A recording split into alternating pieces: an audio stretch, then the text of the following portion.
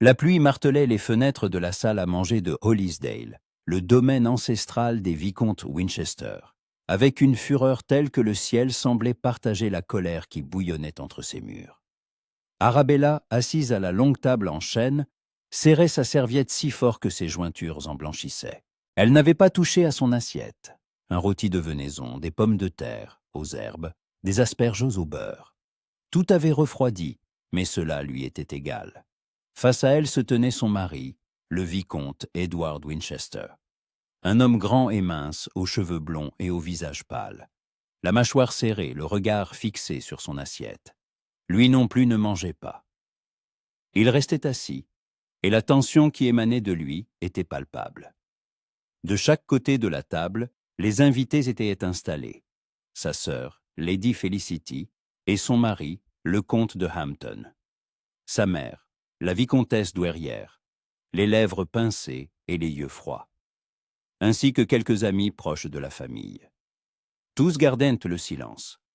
Le dîner, qui aurait dû être une agréable soirée familiale, s'était transformé en un moment pesant et sombre. Arabella sentait leur regard sur elle. Condamnateurs, apitoyés, curieux. Tous savaient pourquoi ils avaient été réunis. Tous attendaient. Edward posa enfin sa fourchette. Il tamponna ses lèvres avec sa serviette et leva les yeux, non pas vers Arabella, mais vers l'assemblée.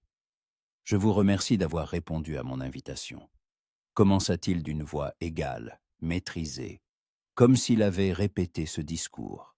« Je vous ai réunis ici car je considère qu'il est de mon devoir de vous annoncer une décision prise après une longue réflexion et le cœur lourd. » Arabella ferma les yeux. Le moment était venu, le moment qu'elle redoutait depuis des semaines. « Mon épouse, Lady Arabella, » poursuivit Edward la regardant enfin. Mais son regard était vide. Et moi-même sommes mariés depuis 5 ans. 5 ans que j'attends un héritier. 5 ans qu'elle n'a pas su me donner d'enfant. J'ai consulté des médecins, tous s'accordant à dire qu'elle est stérile. Le mot résonna comme une sentence. Stérile. Arabella sentit quelque chose se briser en elle. Elle ouvrit les yeux et regarda son mari, l'homme avec qui elle avait partagé son lit, sa maison, sa vie, l'homme en qui elle avait eu confiance. « Edward, » murmura-t-elle, la voix tremblante. « Je t'en prie, ne fais pas ça ici. Pas maintenant. » Il ne lui accorda même pas un regard. « Mon devoir envers ma lignée, envers mon titre, est d'assurer la continuité des Winchester, » déclara-t-il en s'adressant aux invités. « Je ne peux le faire avec une femme incapable d'enfanter. J'ai donc pris une décision. Notre mariage sera annulé. J'ai déposé une requête auprès du Parlement. Le divorce sera prononcé dans les prochains mois. » Le silence était assourdissant. Même la pluie semblait s'être calmée. Lady Felicity fut la première à retrouver sa voix. « Edward, mon cher, peut-être ne devrais-tu pas te précipiter ainsi? Il existe d'autres moyens. »« Non, » coupa-t-il. « Ma décision a été prise. » La vicomtesse douairière hocha la tête avec une satisfaction visible. « Tu fais enfin preuve de bon sens, dit-elle. Cette femme a déshonoré notre nom pendant 5 ans par son incapacité. Il était temps de se débarrasser d'elle. » Arabella sentit les larmes lui brûler les yeux. Mais elle ne les laissa pas couler. Pas ici, pas devant ces gens. Elle se leva. La chaise grinça en reculant. « Je vous demande pardon, » dit-elle d'une voix étonnamment ferme. « Mais je n'ai pas l'intention d'écouter la discussion de mon humiliation pendant le dîner. Puisque la décision est prise, je vous libère de ma présence. » Edward leva les yeux. « Arabella, n'ose pas, » le coupa-t-elle, une lueur d'acier dans la voix. « N'ose pas prononcer mon nom comme si tu avais pitié. Tu as fait ton choix, publiquement, devant témoins. Tu m'as humilié non pas en privé, mais ici, à table, comme si j'étais un animal exposé à la vente et jugé défectueux. » Elle balaya l'assemblée du regard. Tous la fixaient. « Je vous souhaite une agréable soirée, » dit-elle avec une politesse glaciale. « Et bonne chance au vicomte dans sa recherche d'une nouvelle épouse, plus fertile. » Elle tourna les talons et quitta la salle à manger sans un regard en arrière. La porte se referma derrière elle dans un léger déclic, et c'est seulement alors qu'elle se permit de trembler. Arabella rejoignit sa chambre, la pièce qui avait été son refuge ces 5 dernières années. Des murs bleu pâle, des meubles blancs, un lit à baldaquin aux rideaux de dentelle. L'air sentait la lavande et les vieux livres. Elle ferma la porte, s'adossa contre elle et se laissa glisser au sol. La jupe de sa robe, en soie violet foncé à taille haute, s'étala autour d'elle. Enfin, elle laissa les larmes couler. 5 ans. 5 ans qu'elle avait essayé, prié, espéré. Chaque mois, elle avait guetté les signes d'une grossesse. Chaque mois, elle avait été déçue. Les médecins avaient des avis divergents. Certains la blâmaient. D'autres laissaient entendre que le problème pouvait venir d'Edward. Mais il n'avait jamais voulu l'entendre. Il était plus commode de l'accuser. Et maintenant, il divorçait, publiquement, humiliant. Elle serait déshonorée, rejetée par la société. Une femme répudiée par son mari pour infertilité portait une marque infamante. Personne ne la recevrait. Personne ne voudrait être associé à elle. On frappa à la porte. « Milady » c'était la voix de sa femme de chambre, Nancy. « Milady, laissez-moi entrer, s'il vous plaît. » Arabella essuya ses larmes, se releva et ouvrit. Nancy, une jeune fille au visage doux, eut un hoquet en voyant sa maîtresse éplorée. « Oh, Milady » murmura-t-elle en serrant Arabella dans ses bras. Arabella se laissa faire un instant, puis se dégagea. « Aide-moi à me changer, » dit-elle, « et rassemble mes affaires. Le strict nécessaire. Je pars. »« Où cela ?» demanda Nancy, effrayée. « À Londres, » répondit Arabella. « Chez ma tante Lady Guinevere. Elle m'accueillera. Je n'ai nulle part où aller. » Le lendemain matin, alors que l'aube commençait à peine à teinter le ciel de gris, Arabella quitta Hollisdale. La pluie avait cessé, mais le monde était encore humide et froid. Elle monta dans une voiture de louage avec une seule malle et Nancy à ses côtés. Elle n'avait pas dit au revoir à Edward. Elle ne voulait pas le voir. Le trajet jusqu'à Londres dura la majeure partie de la journée. Elles entrèrent dans la capitale, alors que le soleil déclinait. Les rues sales, le bruit, la foule, tout semblait étranger à Arabella après le calme de Hollisdale. Sa tante Guinevere vivait dans une petite mais élégante maison de Bloomsbury, un quartier où s'installaient chez les veuves et les dames célibataires de conditions modestes. Quand Arabella frappa, ce fut sa tante elle-même qui ouvrit, une femme âgée aux cheveux gris et au regard perçant. « Arabella » Guinevere ouvrit plus grand. « Mon Dieu, mon enfant! Que s'est-il passé ?»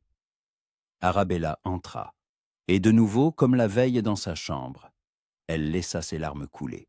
« Il a divorcé ma tante, » sanglota-t-elle. « Publiquement, il a dit que j'étais stérile, que j'étais une honte pour sa lignée. » Guinevere serra sa nièce dans ses bras et lui caressa les cheveux.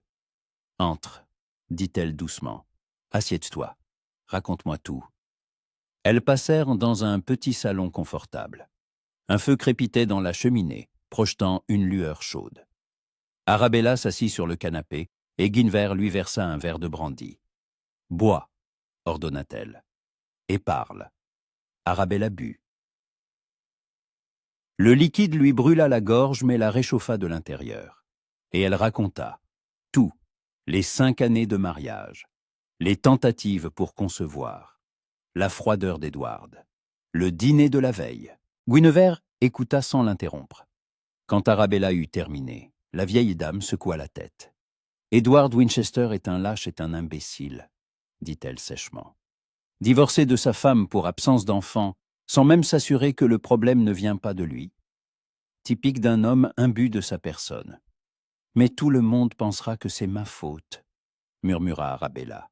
« La société ne pardonne pas ce genre de choses. » La société est composée d'hypocrites, ricana Guinevere. Mais tu as raison, ce sera difficile pour toi. Le scandale se répandra dans Londres en quelques jours. Elle réfléchit. Il faut agir vite. Trouver des alliés. prouver que tu n'es pas brisé. Comment? Arabella se sentait désespérée. Qui voudra s'associer à une femme déshonorée? Guinevere la regarda longuement. Puis elle déclara. Demain soir, la comtesse de Stanhope donne une soirée musicale. Une petite réunion, une quarantaine de personnes. J'y suis invitée?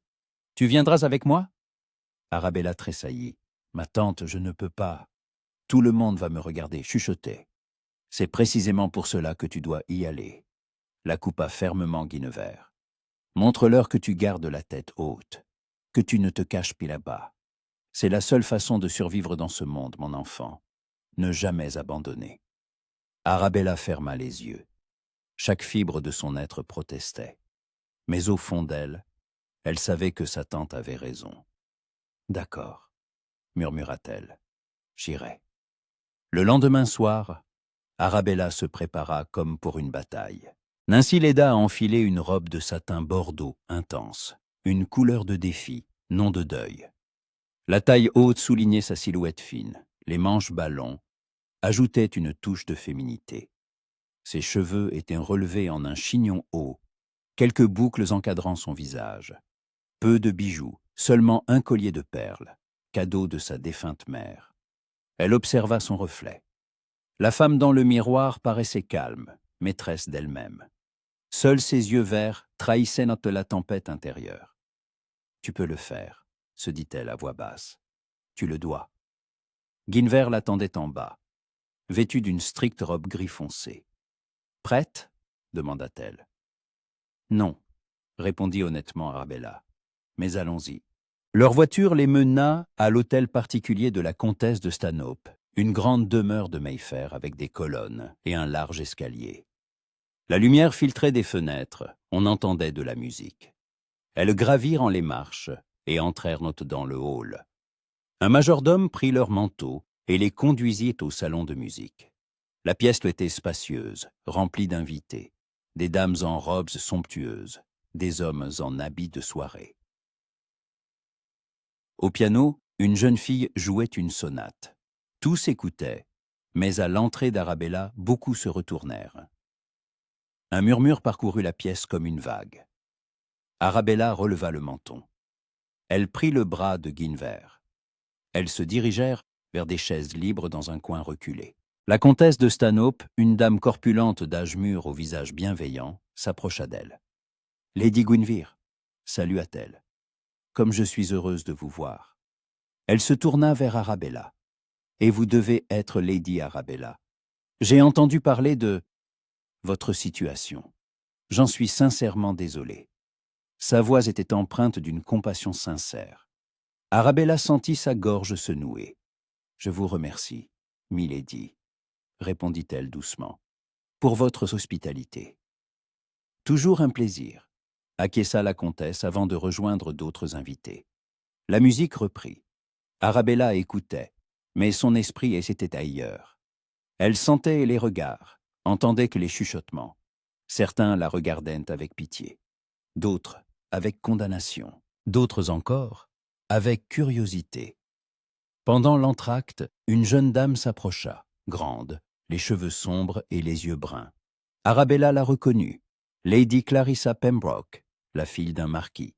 « Lady Arabella, » dit Clarissa à voix basse. « Puis-je m'asseoir près de vous ?»« Bien sûr, » répondit Arabella, surprise. Clarissa s'assit. Après un silence, elle reprit. « Je veux que vous sachiez que tout le monde n'approuve pas la conduite du vicomte Winchester. Beaucoup le trouvent cruel, et vous n'êtes pas seul. » Arabella la regarda avec gratitude. « Merci, » murmura-t-elle. « Cela compte beaucoup. » Clarissa hocha la tête et s'éloigna. Mais tous n'étaient pas si aimables. Arabella remarqua plusieurs dames qui se détournaient ostensiblement à son approche. Elle entendit des bribes de conversation. Stérile, une honte. Comment ose-t-elle se montrer? Elle serra les poings, mais tint bon, sans flancher. La soirée s'éternisait. Enfin, le programme musical s'acheva, et les invités commencèrent à partir. Arabella et Guinevere se dirigèrent vers la sortie. Près de la porte, un homme de haute taille les rattrapa. Arabella leva les yeux et se figea. Le duc Richard de Marlborough. Elle l'avait déjà vu de loin, lors de bals et de réceptions. L'un des hommes les plus influents d'Angleterre. Riche, puissant, célibataire. Il avait environ 35 ans, mais ne s'était jamais marié, préférant sa liberté. Grand, les épaules larges, les cheveux sombres et les yeux ambrés. Un visage sévère, autoritaire. Pas une beauté classique, mais charismatique. Il se tenait devant elle, regardant Arabella avec un intérêt non dissimulé. « Lady Guinevere », s'inclina-t-il. « Lady Arabella ». Guinevere fit une révérence. « Votre grâce, quel honneur !» Arabella fit de même, sans le quitter des yeux. « Votre grâce », répéta-t-elle. Le duc esquissa un sourire, à peine perceptible, du coin des lèvres. « J'ai entendu parler de votre situation, Lady Arabella, dit-il, et je tiens à vous exprimer mes regrets. Le vicomte Winchester s'est conduit de manière indigne. » Arabella cligna des yeux, surprise. Le duc de Marlborough prenait sa défense. « Vous êtes bien aimable, votre grâce, » répondit-elle prudemment. Il la regarda longuement. Ses yeux ambrés semblaient lire en elle. « Si vous avez besoin d'aide, dit-il à voix basse, pour qu'elle seule l'entende, faites-le moi savoir. Je suis toujours au service d'une dame en détresse. » Il s'inclina de nouveau et s'éloigna, laissant Arabella perplexe. Dans la voiture, Guinevere se tourna vers elle. « Le duc de Marlborough vous a adressé la parole, » dit-elle lentement. « C'est inhabituel. Il prête rarement attention aux dames mariées, encore moins aux divorcées. » Arabella regardait par la fenêtre les rues sombres de Londres. « Peut-être était-il simplement poli, » murmura-t-elle. Mais au fond d'elle, quelque chose avait frémi. Les yeux ambrés du duc ne quittaient pas ses pensées. Une semaine passa. Une semaine de chuchotements, de regards obliques, de portes closes. Arabella essayait de tenir bon, mais chaque jour, elle sentait les murs se resserrer autour d'elle. Les invitations cessaient d'arriver. Ses anciennes connaissances l'évitaient. Même une promenade au parc devenait une épreuve. Tout le monde la dévisageait, la jugeait. Puis, une lettre arriva. Du duc de Marlborough. Arabella était assise dans le salon de sa tante lorsque le majordome apporta une enveloppe sur un plateau d'argent. Le sceau était celui du duc, reconnaissable entre tous. Ses mains tremblaient en l'ouvrant. « Lady Arabella, permettez-moi de vous inviter à une promenade à Hyde Park demain à midi. Je souhaiterais m'entretenir avec vous. Le duc de Marlborough. » Guinevere, qui lisait par-dessus son épaule, siffla. « Le duc t'invite à une promenade, dit-elle, publiquement. C'est une déclaration. » « Une déclaration de quoi ?» demanda Arabella, troublée. « Qu'il est de ton côté, » répondit Guinevere. « Être vue avec le duc de Marlborough, c'est restaurer ta réputation. C'est le célibataire le plus convoité d'Angleterre. S'il te montre de l'attention, la société changera d'avis. » Arabella hésitait.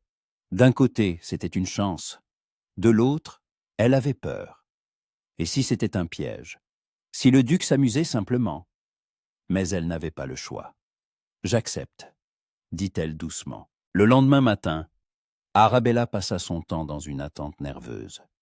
Elle se changea 3 fois, incapable de décider quoi porter. Une promenade avec le duc à Hyde Park n'était pas une simple promenade. C'était une déclaration publique. Tout le monde regarderait, évaluerait, jugerait. Elle opta finalement pour une robe de mousseline vert clair à taille haute et manches longues, resserrées aux poignets par de fins rubans. Par-dessus, un Spencer de velours vert foncé qui soulignait la finesse de sa silhouette. Un chapeau de paille à large bord, orné de rubans verts. Des gants de couleur crème. Un simple médaillon en camée à son cou. Nancy l'aida à se coiffer. Arabella se regardait dans le miroir, essayant de se voir avec les yeux des autres. Que voyait-il? Une femme de 26 ans, aux traits fins, presque aristocratique. Une peau pâle, de porcelaine, résultat d'une exposition au soleil soigneusement évitée, comme il se y à une dame de la haute société. Ses yeux verts, son meilleur atout, étaient grands, expressifs, encadré de cils sombres. Un nez droit, des lèvres pleines et roses. Ses cheveux châtains, aux reflets cuivrés, épais et ondulés, étaient nets maintenant coiffés en douces boucles encadrant son visage. Le reste rassemblé en un chignon élégant. Elle n'était pas une beauté classique, ni éclatante, ni tape à l'œil. Sa beauté était discrète, raffinée. Mais 5 ans de mariage avec Edward avaient enterni ce raffinement. Elle voyait la fatigue dans ses propres yeux, de fines lignes d'inquiétude au coin de ses lèvres. Elle paraissait plus âgée que son âge. « Vous êtes magnifique, milady, » dit Nancy, comme si elle lisait dans ses pensées. Le duc ne pourra détacher son regard. Arabella eut un sourire triste. « Je n'essaie pas de charmer le duc, Nancy, » répondit-elle. « J'essaie simplement de survivre. » À midi, Hyde Park était bondé de promeneurs. Mai battait son plein. Les arbres verdoyaient, les fleurs embaumaient, les oiseaux chantaient. Les allées cavalières et les sentiers pédestres grouillaient de membres de la haute société, exhibant leurs tenues et leurs équipages. Arabella arriva dans la voiture de sa tante. En descendant, ses mains tremblaient. Elle chercha du regard les yeux ambrés dans la foule. « Lady Arabella !» Elle se retourna. Le duc Richard de Marlborough se tenait à quelques pas. Il portait une redingote marron foncé, impeccablement coupée, qui soulignait ses larges épaules. Un pantalon beige, des bottes hautes, une chemise blanche au nœud de cravate parfait. Une canne à pommeau d'argent à la main, non par nécessité, mais comme accessoire de mode. Un chapeau haut de forme sur ses cheveux sombres. Il avait une allure imposante, autoritaire, celle d'un homme habitué à être obéi et respecté. Arabella fit une révérence. « Votre grâce, » salua-t-elle. « Je vous remercie de votre invitation. » Il s'approcha, ôta son chapeau. Ses yeux ambrés la scrutaient, l'étudiaient. Ils s'attardèrent sur son visage, descendirent jusqu'au médaillon à son cou, puis revinrent à ses yeux. « L'honneur est pour moi, » répondit-il. « Vous êtes ravissante, Lady Arabella. » Le compliment était dit avec retenue, mais il y avait de la sincérité. « Vous êtes trop aimable, » répondit-elle, sentant le rouge lui monter aux joues. Il lui offrit son bras. « Allons nous promener. » Elle posa sa main sur son coude. Même à travers le tissu de la redingote, elle sentait la fermeté de ses muscles. Ils s'engarèrent sur l'allée de gravier. Autour d'eux, les chuchotements et les têtes qui se tournent commencèrent immédiatement. Arabella voyait les gens s'arrêter, regarder, murmurer. Le duc de Marlborough se promenant avec Lady Arabella Winchester, une femme divorcée, déshonorée par son mari. Quel scandale! Le duc ne semblait pas le remarquer, ou n'y prêtait aucune attention. « Comment vous sentez-vous » demanda-t-il en regardant droit devant lui. Après tout ce qui s'est passé, Arabella ne s'attendait pas à une telle franchise. « Honnêtement » demanda-t-elle. « Je préfère toujours l'honnêteté » répondit-il. Elle prit une profonde inspiration. « J'ai l'impression d'avoir été conduite à l'échafaud » avoua-t-elle à voix basse. « Tout le monde regarde, juge, commente. Je ne peux pas sortir de chez moi sans affronter le mépris ou la pitié. Et je ne sais pas ce qui est pire. » Le duc hocha la tête. « La société était cruelle envers les femmes, » dit-il. « Surtout envers celles qui ne se conforment pas à ses normes étroites. »« Et vous ne me considérez pas comme coupable » demanda Arabella en le regardant. « Le vicomte a publiquement annoncé que j'étais stérile. La plupart des gens estiment que c'est une raison suffisante pour divorcer. » Le duc s'arrêta, se tourna vers elle. Ses yeux ambrés étaient sérieux, sans une ombre de moquerie. « Je considère, » dit-il lentement, « que tout homme qui humilie publiquement sa femme pour justifier sa propre faiblesse ne mérite ni respect ni titre. Le vicomte Winchester est un lâche, et je le dirai à quiconque me le demandera. » Arabella sentit une chaleur dans sa poitrine. Cet homme qu'elle connaissait à peine la défendait, publiquement. « Pourquoi » murmura-t-elle. « Pourquoi faites-vous cela? Me défendre? Je ne suis personne pour vous. » Le duc la regarda longuement. Puis il reprit sa marche, l'entraînant avec lui. « Disons, prononça-t-il, que je ne supporte pas l'injustice. Et ce que le vicomte vous a fait est une injustice flagrante. » Ils marchèrent en silence un moment. Arabella essayait de comprendre cet homme. Le duc de Marlborough était une énigme. Riche, influent, célibataire. Il aurait pu choisir n'importe quelle fiancée en Angleterre, mais préférait rester seul. Des rumeurs couraient sur sa froideur, son désintérêt pour les femmes. Certains chuchotaient qu'il ne se consacrait qu'à la gestion de ses domaines et aux affaires politiques. Mais maintenant, à ses côtés, Arabella ne sentait pas de froideur, plutôt une retenue, un contrôle, comme s'il se tenait en laisse. « Puis-je vous poser une question personnelle, votre grâce ?» demanda-t-elle. « Vous pouvez essayer ?» répondit-il avec un léger sourire. « Je ne promets pas de répondre. Pourquoi ne vous êtes-vous jamais marié ?» Il haussa un sourcil. « Droit au but, remarqua-t-il. J'aime ça. Je vous demande pardon si j'ai été trop audacieuse. Ne vous excusez pas, la coupa-t-il. La question est juste. Il marqua une pause, puis répondit « Je ne me suis pas marié parce que je n'ai pas rencontré la femme avec qui je voudrais partager ma vie. Le mariage de convenance pour les héritières et les alliances n'est pas pour moi. Si je me marie, ce sera par amour. Et l'amour est une chose rare dans notre monde. » Arabella le regarda avec surprise. Le duc de Marlborough, un romantique, qui l'eût cru?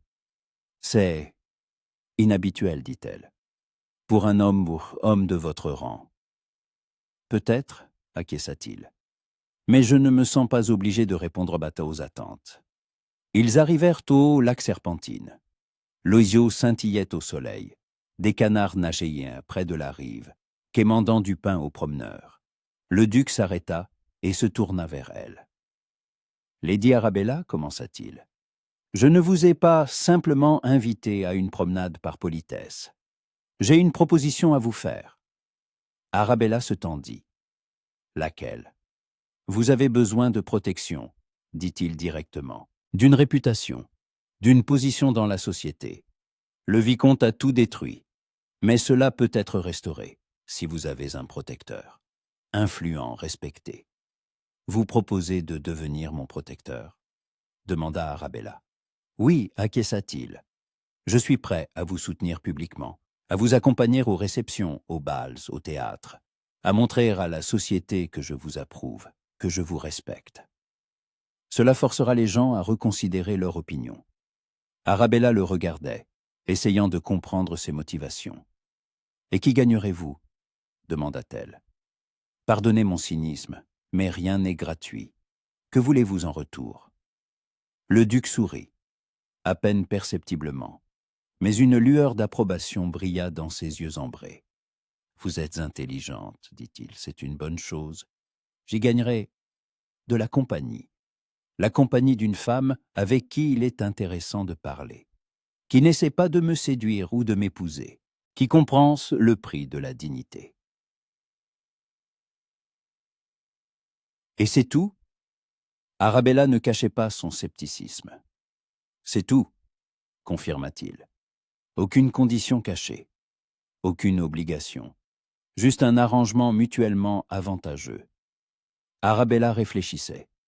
D'un côté, cela semblait trop beau pour être vrai. De l'autre, elle n'avait pas le choix. Sans soutien, elle serait une paria jusqu'à la fin de ses jours. « D'accord, dit-elle enfin, j'accepte, mais à une condition. » Laquelle ? Si vous sentez que vous êtes las de ce rôle, de moi, dites-le-moi franchement. Ne disparaissez pas en silence, en me laissant dans une situation encore pire. Le duc lui tendit la main. « Entendu, dit-il. » Elle lui serra la main. Ferme, chaude. La poignée de main fut brève. Mais il y avait quelque chose d'étrangement intime. Les 2 semaines suivantes furent un tourbillon. Le duc de Marlborough tint parole. Il apparaissait partout où se trouvait Arabella. L'invitait à des promenades, à l'opéra, à des expositions. S'asseyait à ses côtés au théâtre. dansait avec elle au bal de la duchesse de Devonshire. Et la société le remarqua. D'abord, le choc, puis les commérages, puis la révision des opinions. Si le duc de Marlborough lui-même accordait son attention à Lady Arabella, c'est qu'elle ne pouvait pas l'être si déshonorée. C'est qu'il y avait quelque chose qu'il ne comprenait pas. Les invitations recommencèrent à arriver. Les dames qui se détournaient auparavant souriaient maintenant. Les hommes s'inclinaient. Arabella avait l'impression de se réveiller d'un cauchemar. Mais chaque jour, elle remarquait autre chose. Elle commençait à prendre plaisir au temps passé avec le duc. C'était un interlocuteur intéressant, cultivé, spirituel, avec un sens de l'humour inattendu. Il parlait de livres, de politique, d'art. Il lui demandait son avis et écoutait vraiment ses réponses. C'était si différent de son mariage avec Edward, où son opinion n'avait jamais compté. Un soir, après une soirée à l'opéra, le duc la raccompagna à sa voiture.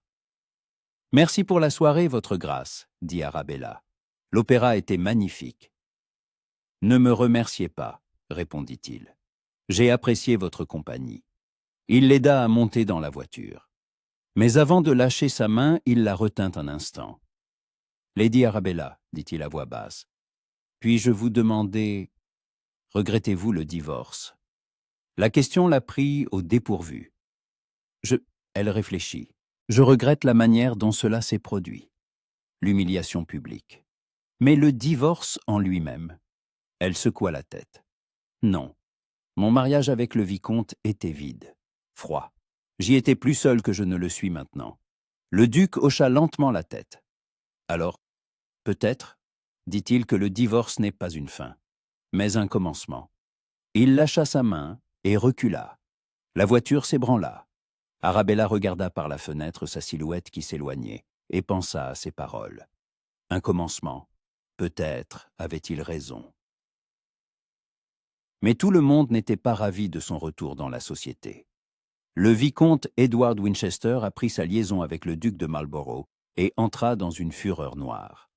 Un matin, Edward fit irruption dans la maison de tante Guinevere. Le majordome tenta de l'arrêter, mais le vicomte le repoussa et pénétra dans le salon où Arabella prenait son thé. À la vue de son ex-mari, Arabella se figea. La tasse trembla dans sa main. Edward était pâle, échevelé. Ses yeux étaient rougis, soit par l'insomnie, soit par la colère. « Arabella, » souffla-t-il, « nous devons parler. » Elle posa lentement sa tasse. « Nous n'avons rien à nous dire, Edward, » dit-elle froidement. « Tu as divorcé. Je ne suis plus ta femme. Tu n'as pas le droit de faire irruption ici. »« Pas le droit ?» Il eut un rire hystérique. « Tu déshonores mon nom. Tout le monde dit que tu es devenue la maîtresse du duc de Marlborough. » Arabella se leva d'un bond, la colère montant en elle. « Comment oses-tu » s'exclama-t-elle. « Tu m'as déclaré stérile devant tout le monde. Tu as ruiné ma réputation, tu m'as chassé. Et maintenant, tu as l'audace de m'accuser alors que j'essaie de reconstruire ma vie. » « Ce n'est pas une reconstruction, » siffla Edward. « C'est une trahison de notre mariage. » « Quel mariage ?» Arabella s'approcha de lui. « Tu l'as détruit toi-même. Je suis libre. Et ce que je fais, avec qui je passe mon temps, ne te regarde pas. » Edward, lui, saisit le poignet. « Tu es toujours à moi, » dit-il d'une voix basse. « Le divorce n'est pas encore finalisé, tant que le Parlement n'a pas approuvé. »« Lâche-moi, » exigea Arabella en essayant de se dégager. « J'ai dit, lâchez-la. » Tous deux se retournèrent. Le duc de Marlborough se tenait sur le seuil du salon. Son visage était calme, mais un feu froid brûlait dans ses yeux ambrés. Edward lâcha le poignet d'Arabella et recula. « Votre grâce, » balbutia-t-il, « je ne savais pas que vous... » Évidemment, le coupa le duc en entrant dans la pièce. « Sinon, vous ne seriez pas entré par effraction dans une maison étrangère pour agresser une dame. » Il se plaça entre Edward et Arabella. « Vicomte Winchester, vous avez exactement 1 minute pour quitter cette maison. Sinon, je vous jetterai personnellement par la fenêtre. » Edward pâlit encore plus. Le duc de Marlborough était plus grand, plus large, plus fort, et sa réputation d'homme ne tolérant pas les insultes était bien connue. « Ce n'est pas fini, » lança Edward en reculant vers la porte. « J'obtiendrai le divorce. Et toi, Arabella, tu n'auras rien. Le duc se lassera vite de toi. Tout le monde se lassera, parce que tu es vide, inutile. Dehors, aboya le duc, et sa voix claqua comme un fouet. Edward s'enfuit de la pièce. Le silence s'installa. Arabella se tenait là, les bras croisés sur sa poitrine, tremblante. Le duc se tourna vers elle. Son visage s'adoucit. « Vous allez bien ?» demanda-t-il doucement. Elle hocha la tête, incapable de parler. Il s'approcha, lui posa les mains sur les épaules, avec douceur, avec précaution. « Il ne vous touchera plus, dit-il. Je vous le promets. Je m'en occuperai. » Arabella leva les yeux vers lui. Elle vit dans ses yeux ambrés de la fureur, non pas contre elle, mais pour elle, de la protection, de la sollicitude, et autre chose, quelque chose qui fit battre son cœur plus vite. « Pourquoi faites-vous cela ?» murmura-t-elle. « Pourquoi m'aidez-vous » Le duc la regarda longuement. Ses doigts se resserrèrent donc légèrement sur ses épaules. « Parce que, répondit-il lentement, vous méritez mieux que ce que vous avez eu. Et parce que... » Il hésita. « Parce que je commence à comprendre que ce n'est plus un simple arrangement pour moi. » Arabella eut le souffle coupé. « Que voulez-vous dire ?» Il retira ses mains de ses épaules, recula d'un pas. « Je n'en suis pas certain moi-même, avoua-t-il. Mais je sais une chose, quand j'ai vu ce salaud vous saisir, j'ai eu envie de le tuer. Et ce sentiment était très personnel. » Il se retourna sur le point de partir. « Votre grâce » l'appela Arabella, et il s'arrêta sans se retourner. « Oui, merci, dit-elle doucement, d'être venu, pour tout. » Il se retourna par-dessus son épaule, sourit. Pour la première fois, elle voyait un vrai sourire sur son visage, ni retenu ni poli, un vrai sourire. « Toujours à votre service, Lady Arabella, » répondit-il. Et il sortit. Arabella se laissa tomber sur le canapé. Son cœur battait si fort qu'elle entendait son pouls dans ses oreilles.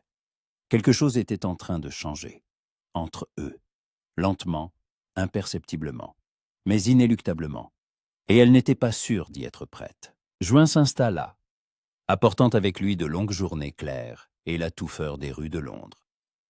La saison battait son plein. Bals, réceptions, courses à Ascot se succédaient. Arabella, sous la protection du duc de Marlborough, était redevenue une invitée de marque dans les maisons de la haute société. Mais quelque chose avait changé en elle. Depuis 2 semaines, elle ressentait une étrange fatigue. Elle se réveillait épuisée, bien qu'elle dormît suffisamment. Les odeurs autrefois agréables, le café, les parfums, même les fleurs fraîches, lui donnaient la nausée. Son appétit avait presque entièrement disparu. Au début, elle mit cela sur le compte du stress, de la tension post-divorce. Mais lorsqu'un matin, elle vomit après son petit déjeuner, Nancy la regarda avec inquiétude. « Milady, dit la femme de chambre avec précaution, peut-être devrions-nous faire venir un médecin ?»« Ce n'est pas la peine, » répondit Arabella en s'essuyant le visage avec une serviette. « C'est juste un estomac dérangé. Ça passera. » Mais ça ne passait pas. L'après-midi, lors d'une visite chez sa modiste pour une nouvelle robe destinée au bal de la marquise de Salisbury, Arabella fut prise de vertige. La pièce se mit à tourner et elle dut s'agripper au dossier d'une chaise. « Lady Arabella !» s'exclama Madame Lefebvre, la modiste. « Vous êtes pâle comme un linge, asseyez-vous immédiatement. » Arabella s'assit, fermant les yeux. Nancy lui apporta un verre d'eau. « Devrions-nous rentrer, milady ?» proposa-t-elle doucement. « Non. » Arabella se redressa, se forçant à se concentrer. « J'ai besoin de cette robe. Le bal est dans 3 jours. » Elle termina l'essayage, mais Madame Lefebvre la regardait toujours avec suspicion. Alors qu'Arabella se rhabillait de sa robe de jour en mousseline jaune, pâle brodée à l'ourlet, la modiste s'approcha. « Pardonnez ma franchise, milady, » dit-elle à voix basse, en français. « Mais j'ai vu cet état chez de nombreuses dames. Vertige, nausée, pâleur. N'avez-vous pas songé que vous pourriez être enceinte ?» Arabella se figea. Ses mains, qui boutonnaient son Spencer, se mirent à trembler. « C'est impossible, murmura-t-elle. Les médecins ont dit que j'étais stérile. » Madame Lefebvre haussa les épaules. « Les médecins n'ont pas toujours raison, » répondit-elle simplement.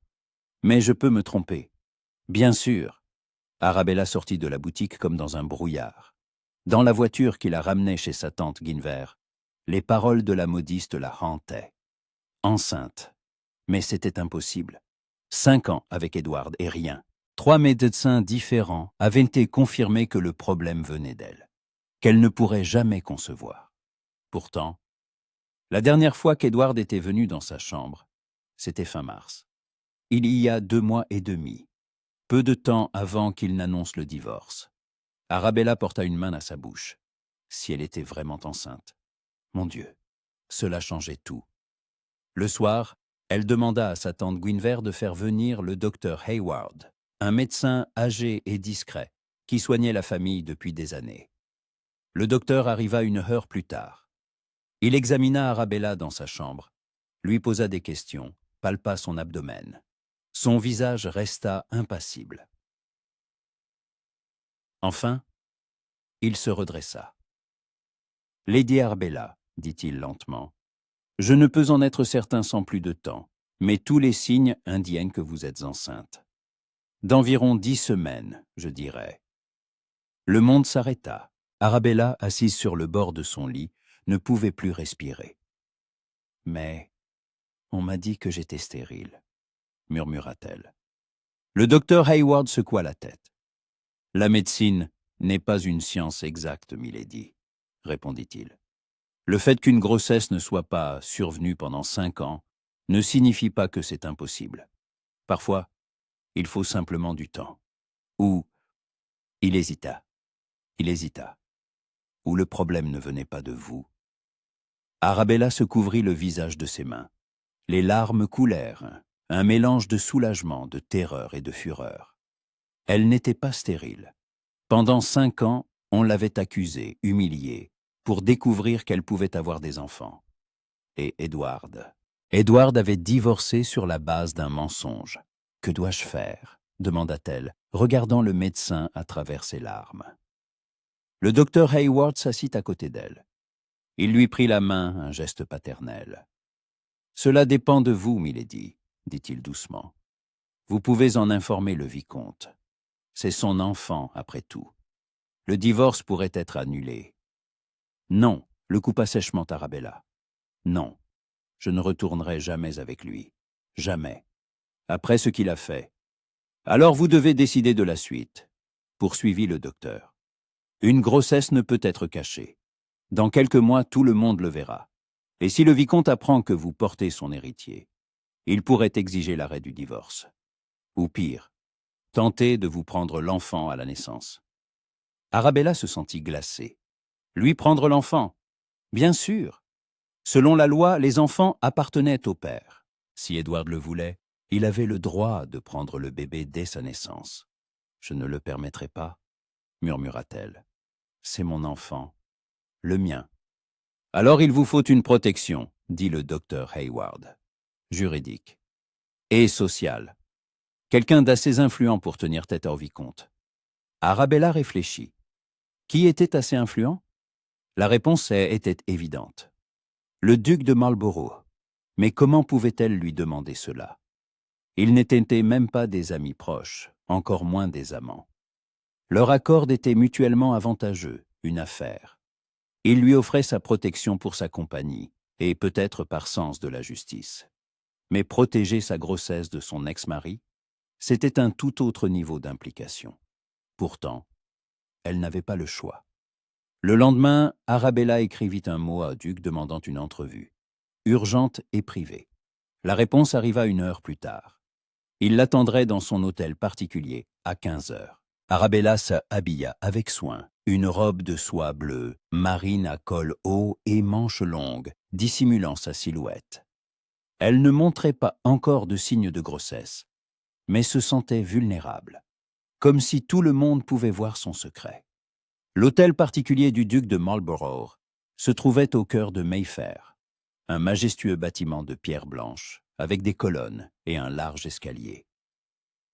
Arabella gravit les marches, et le majordome, un homme de haute taille, aux tempes grisonnantes, la conduisit à la bibliothèque. La pièce était immense. Des étagères du sol au plafond, remplies de volumes reliés en cuir. Un grand bureau en chêne, des fauteuils près de la cheminée, des portraits d'ancêtres au mur. L'air sentait le vieux papier, la cire et une odeur boisée, de cèdre peut-être. Le duc se tenait près de la fenêtre, regardant la rue. Au bruit de ses pas, il se retourna. Il portait une redingote d'intérieur gris foncé, une chemise blanche sans cravate, le col déboutonné. Ses cheveux étaient légèrement en désordre, comme s'il y avait passé les mains. Il paraissait moins formel que d'habitude, plus accessible. « Lady Arabella », salua-t-il en s'approchant. « Votre mot m'a inquiété. Que se passe-t-il » Arabella s'assit dans le fauteuil qu'il lui indiqua. Elle joignit ses mains sur ses genoux pour cacher leur tremblement. « Votre grâce, commença-t-elle, j'ai besoin de votre aide, et je comprends que je n'ai aucun droit de la demander, étant donné la nature de notre arrangement, mais dites-le simplement, la coupa-t-il en s'asseyant en face. De quoi avez-vous besoin » Elle prit une profonde inspiration. « Je suis enceinte. » Le silence fut absolu. Le duc ne bougea pas.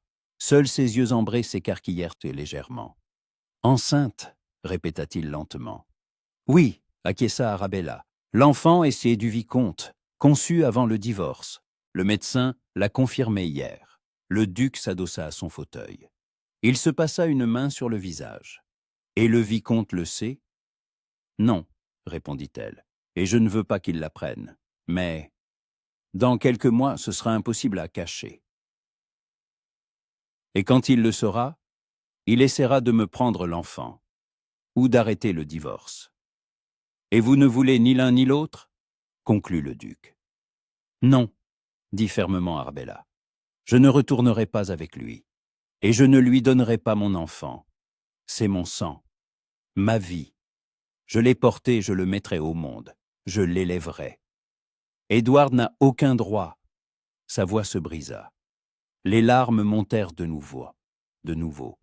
Le duc se leva, s'approcha d'elle, s'agenouilla devant son fauteuil pour que leurs yeux soient au même niveau.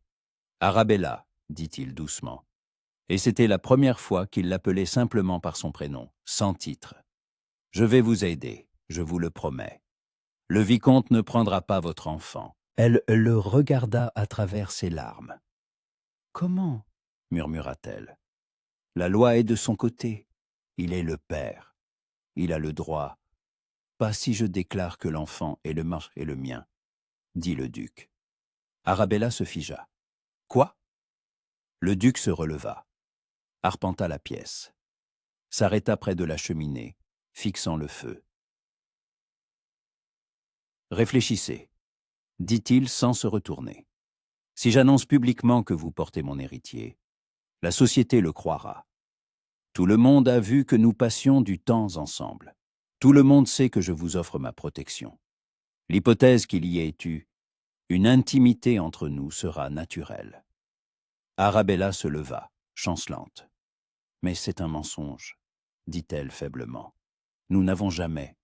Il ne s'est jamais rien passé entre nous. »« Je sais, » acquiesça le duc, « mais la société l'ignore. Et si je dis que l'enfant est le mien, le vicomte ne pourra pas le réclamer. Mais votre réputation, » commença Arabella, « on vous accusera d'avoir séduit une femme mariée. » Le duc se retourna, eut un sourire amer. « Ma réputation s'en remettra, dit-il, mais pas la vôtre, et votre enfant ne doit pas souffrir de l'orgueil du vicomte. » Arabella le regardait.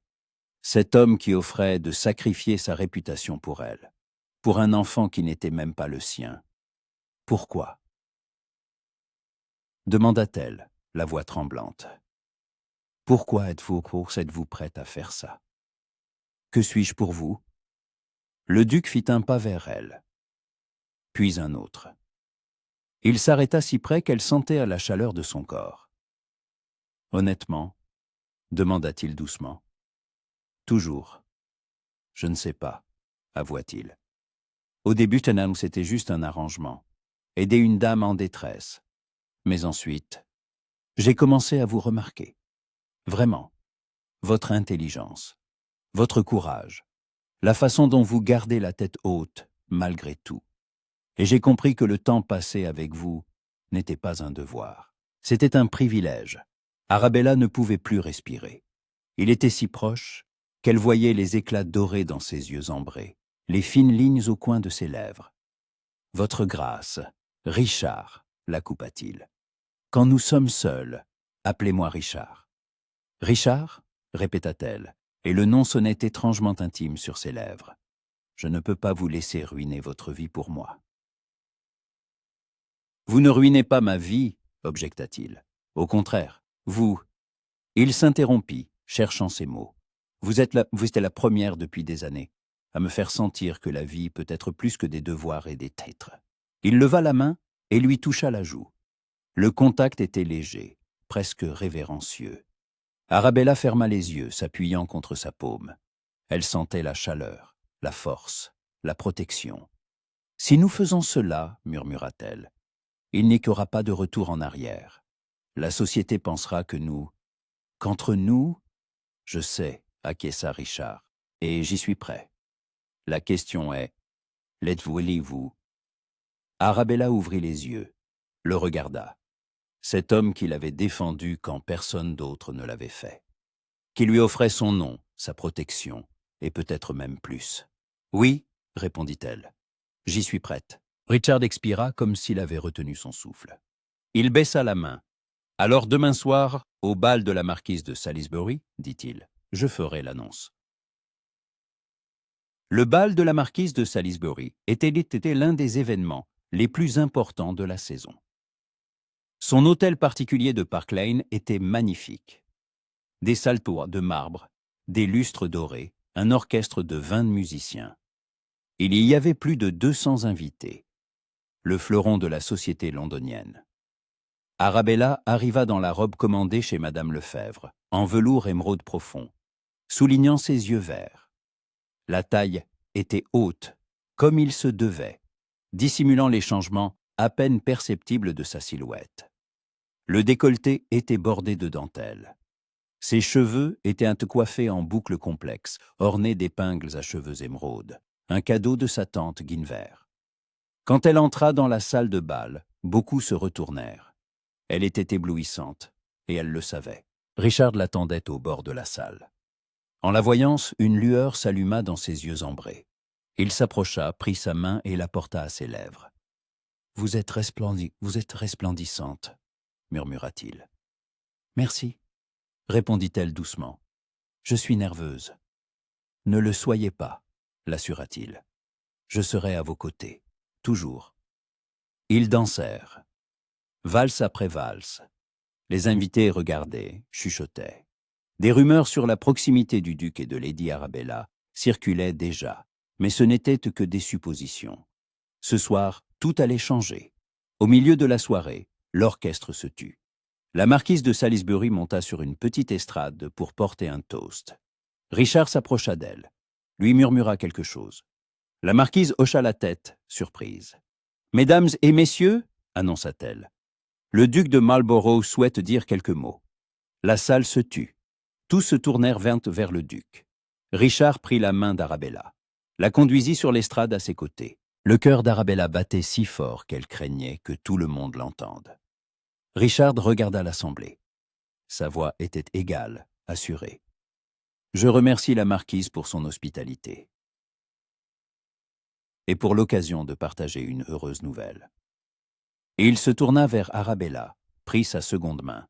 « Lady Arabella Winchester m'a fait le plus grand des honneurs. Elle porte mon héritier. » La salle explosa. Des hoquets, des exclamations, des chuchotements se transformèrent en un brouhaha. Arabella se tenait là, serrant les mains de Richard, sentant des centaines de regards se planter en elle.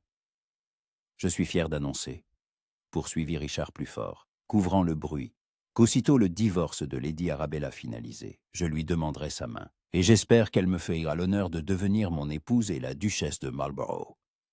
Le brouhaha devint un rugissement. Certaines dames applaudissaient, d'autres paraissaient choquées. Les hommes échangèrent des regards. Et dans un coin reculé de la salle, où il venait d'entrer, se tenait Edward Winchester. Son visage était blême comme un linge, ses yeux écarquillés, sa bouche entr'ouverte de stupeur. Arabella croisa son regard à travers la salle et sourit, froidement, triomphalement. « Maintenant, tu sais, » disait son sourire, « je ne suis pas stérile, je ne l'ai jamais été, et l'enfant que tu voulais ne t'appartiendra pas. » Édouard tourna les talons et quitta la salle en chancelant. Richard se pencha vers Arabella. « Vous allez bien ?» murmura-t-il. « Oui, » répondit-elle, et sa voix était plus ferme qu'elle ne l'aurait cru. « Je vais parfaitement bien. » La musique reprit. Richard l'entraîna dans la danse. Il tourbillonnait dans la salle, et Arabella sentit quelque chose se libérer en elle. La partie avait commencé, et cette fois, elle n'avait pas l'intention de perdre. Le lendemain du bal, tout Londres ne parlait que d'une chose: le duc de Marlborough et Lady Arabella Winchester. Le scandale était délicieux, choquant, et la société se divisa en deux camps. Les uns, principalement des femmes qui avaient elles-mêmes souffert de l'injustice de leur mari, admiraient l'audace d'Arabella et la noblesse du duc. Les autres, surtout des matrones de la vieille école et les amis du vicomte Winchester, les condamnaient ouvertement, qualifiant leur liaison d'indécente et le comportement de Lady Arabella d'éhonté. Arabella se réveilla tard, épuisée par la soirée de la veille. Allongée dans son lit, elle fixait le plafond, n'arrivant toujours pas à croire ce qui s'était passé. Richard avait bel et bien annoncé publiquement qu'elle portait son héritier. Il n'y avait plus de retour en arrière possible. On frappa à la porte. Sa tante Guinevere entra avec un plateau et une pile de journaux. « Bonjour, mon enfant, » dit-elle, en posant le plateau sur la table de chevet. Ou peut-être pas si bonjour, vu ce qui est écrit ici. Arabella s'assit et prit l'un des journaux. Le titre proclamait « Code 105 ». Elle parcourut rapidement l'article. Le journaliste était relativement délicat, mais le sous-entendu était clair. Lady Arabella, à peine divorcée d'un mari, portait déjà l'enfant d'un autre. Les questions de morale, de bienséance, de respect de la période de deuil, tout cela était soulevé et débattu. « Ils écrivent sur moi comme si j'étais une femme de mauvaise vie, » murmura Arabella en reposant le journal. « Ils écrivent ce qui se vend, » ricana Guinevere. « Le scandale fait toujours recette. Mais tous ne sont pas contre toi. Regarde. » Elle lui tendit un autre journal, une publication plus libérale. Là, l'article était intitulé « Quote à 106 Sraja ». L'auteur y décrivait comment le vicomte Winchester avait publiquement humilié sa femme en l'accusant de stérilité, et comment le duc de Marlborough l'avait noblement prise sous sa protection. Le ton était romantique, presque héroïque. « Tu vois, Guinevere s'assit sur le bord du lit. Tout le monde ne te condamne pas. Beaucoup y voient une histoire d'amour, pas un scandale. » Arabella regarda sa tante. « Mais ce n'est pas une histoire d'amour, » dit-elle doucement. « C'est un mensonge. L'enfant n'est pas de lui. Nous faisons semblant. » Guinevere lui prit la main. « Peut-être que vous faites semblant pour l'instant, » répondit-elle gentiment. « Mais j'ai vu comment il te regarde. Et comment tu le regardes quand tu crois que personne ne te voit.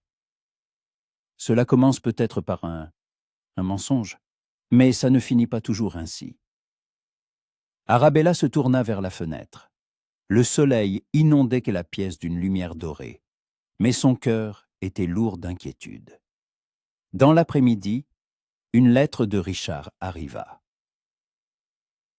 Courte, écrite d'une main ferme, Guide 107.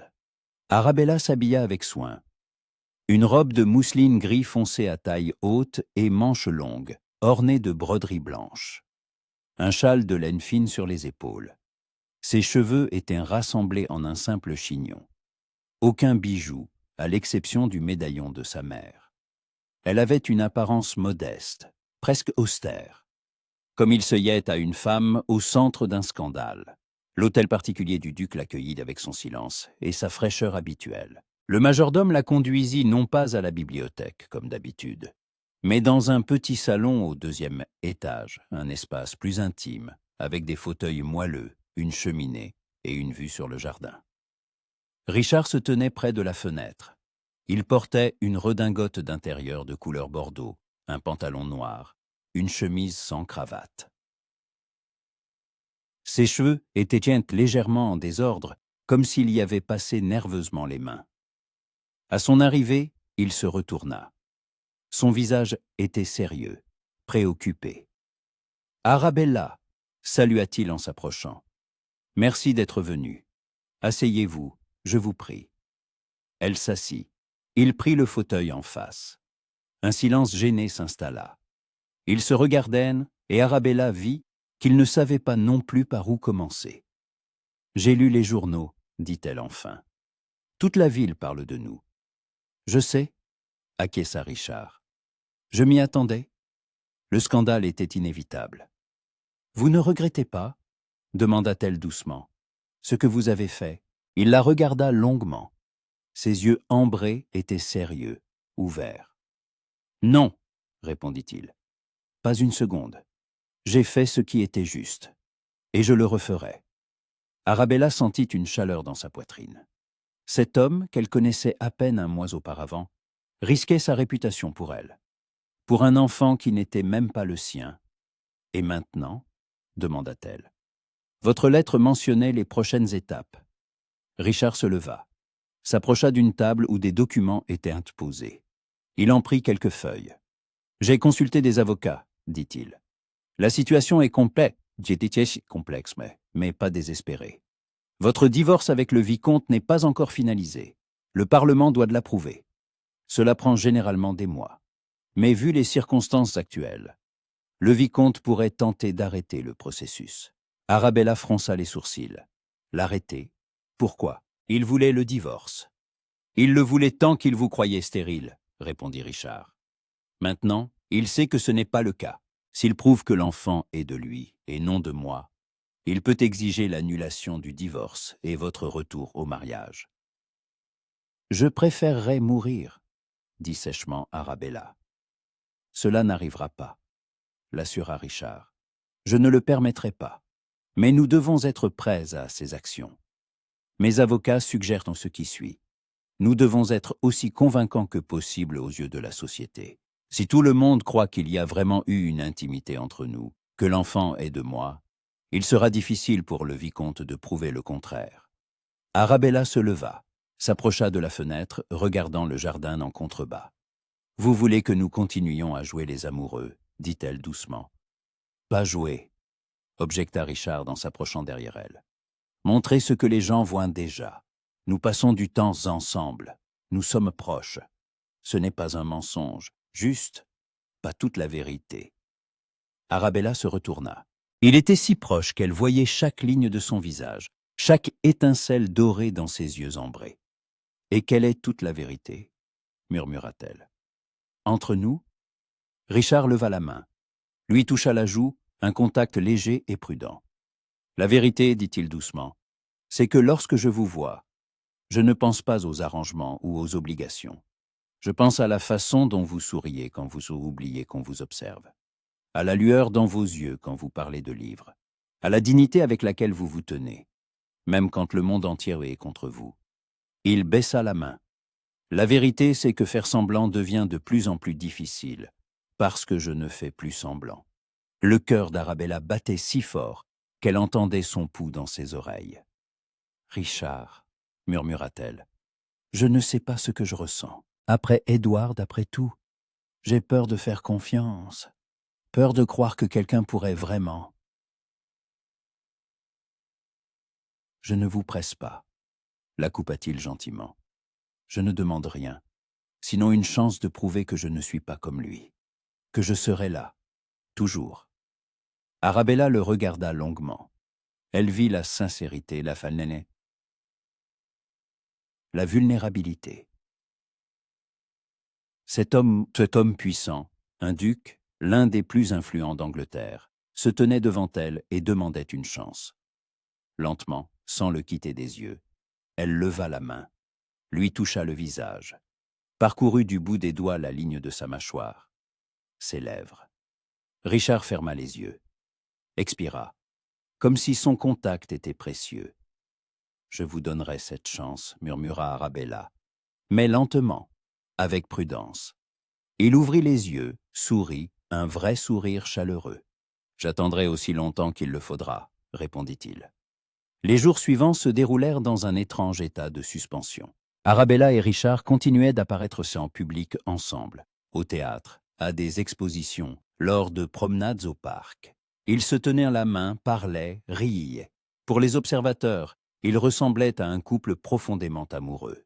Et chaque jour, la frontière entre le simulacre et la réalité s'estompait. Arabella se surprenait à attendre ses visites, à sourire en voyant sa voiture devant la maison, à tendre l'oreille pour entendre sa voix dans la foule. Et quand il lui prenait la main, ce n'était plus un simple geste pour le public. C'était un réconfort, un lien, quelque chose de réel.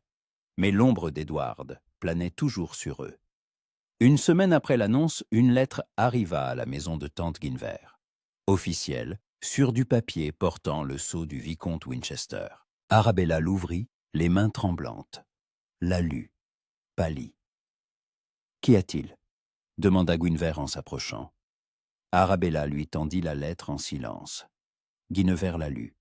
Son visage se crispa de colère. « Ce misérable » siffla-t-elle. « Il exige une rencontre. Il prétend avoir le droit de discuter de...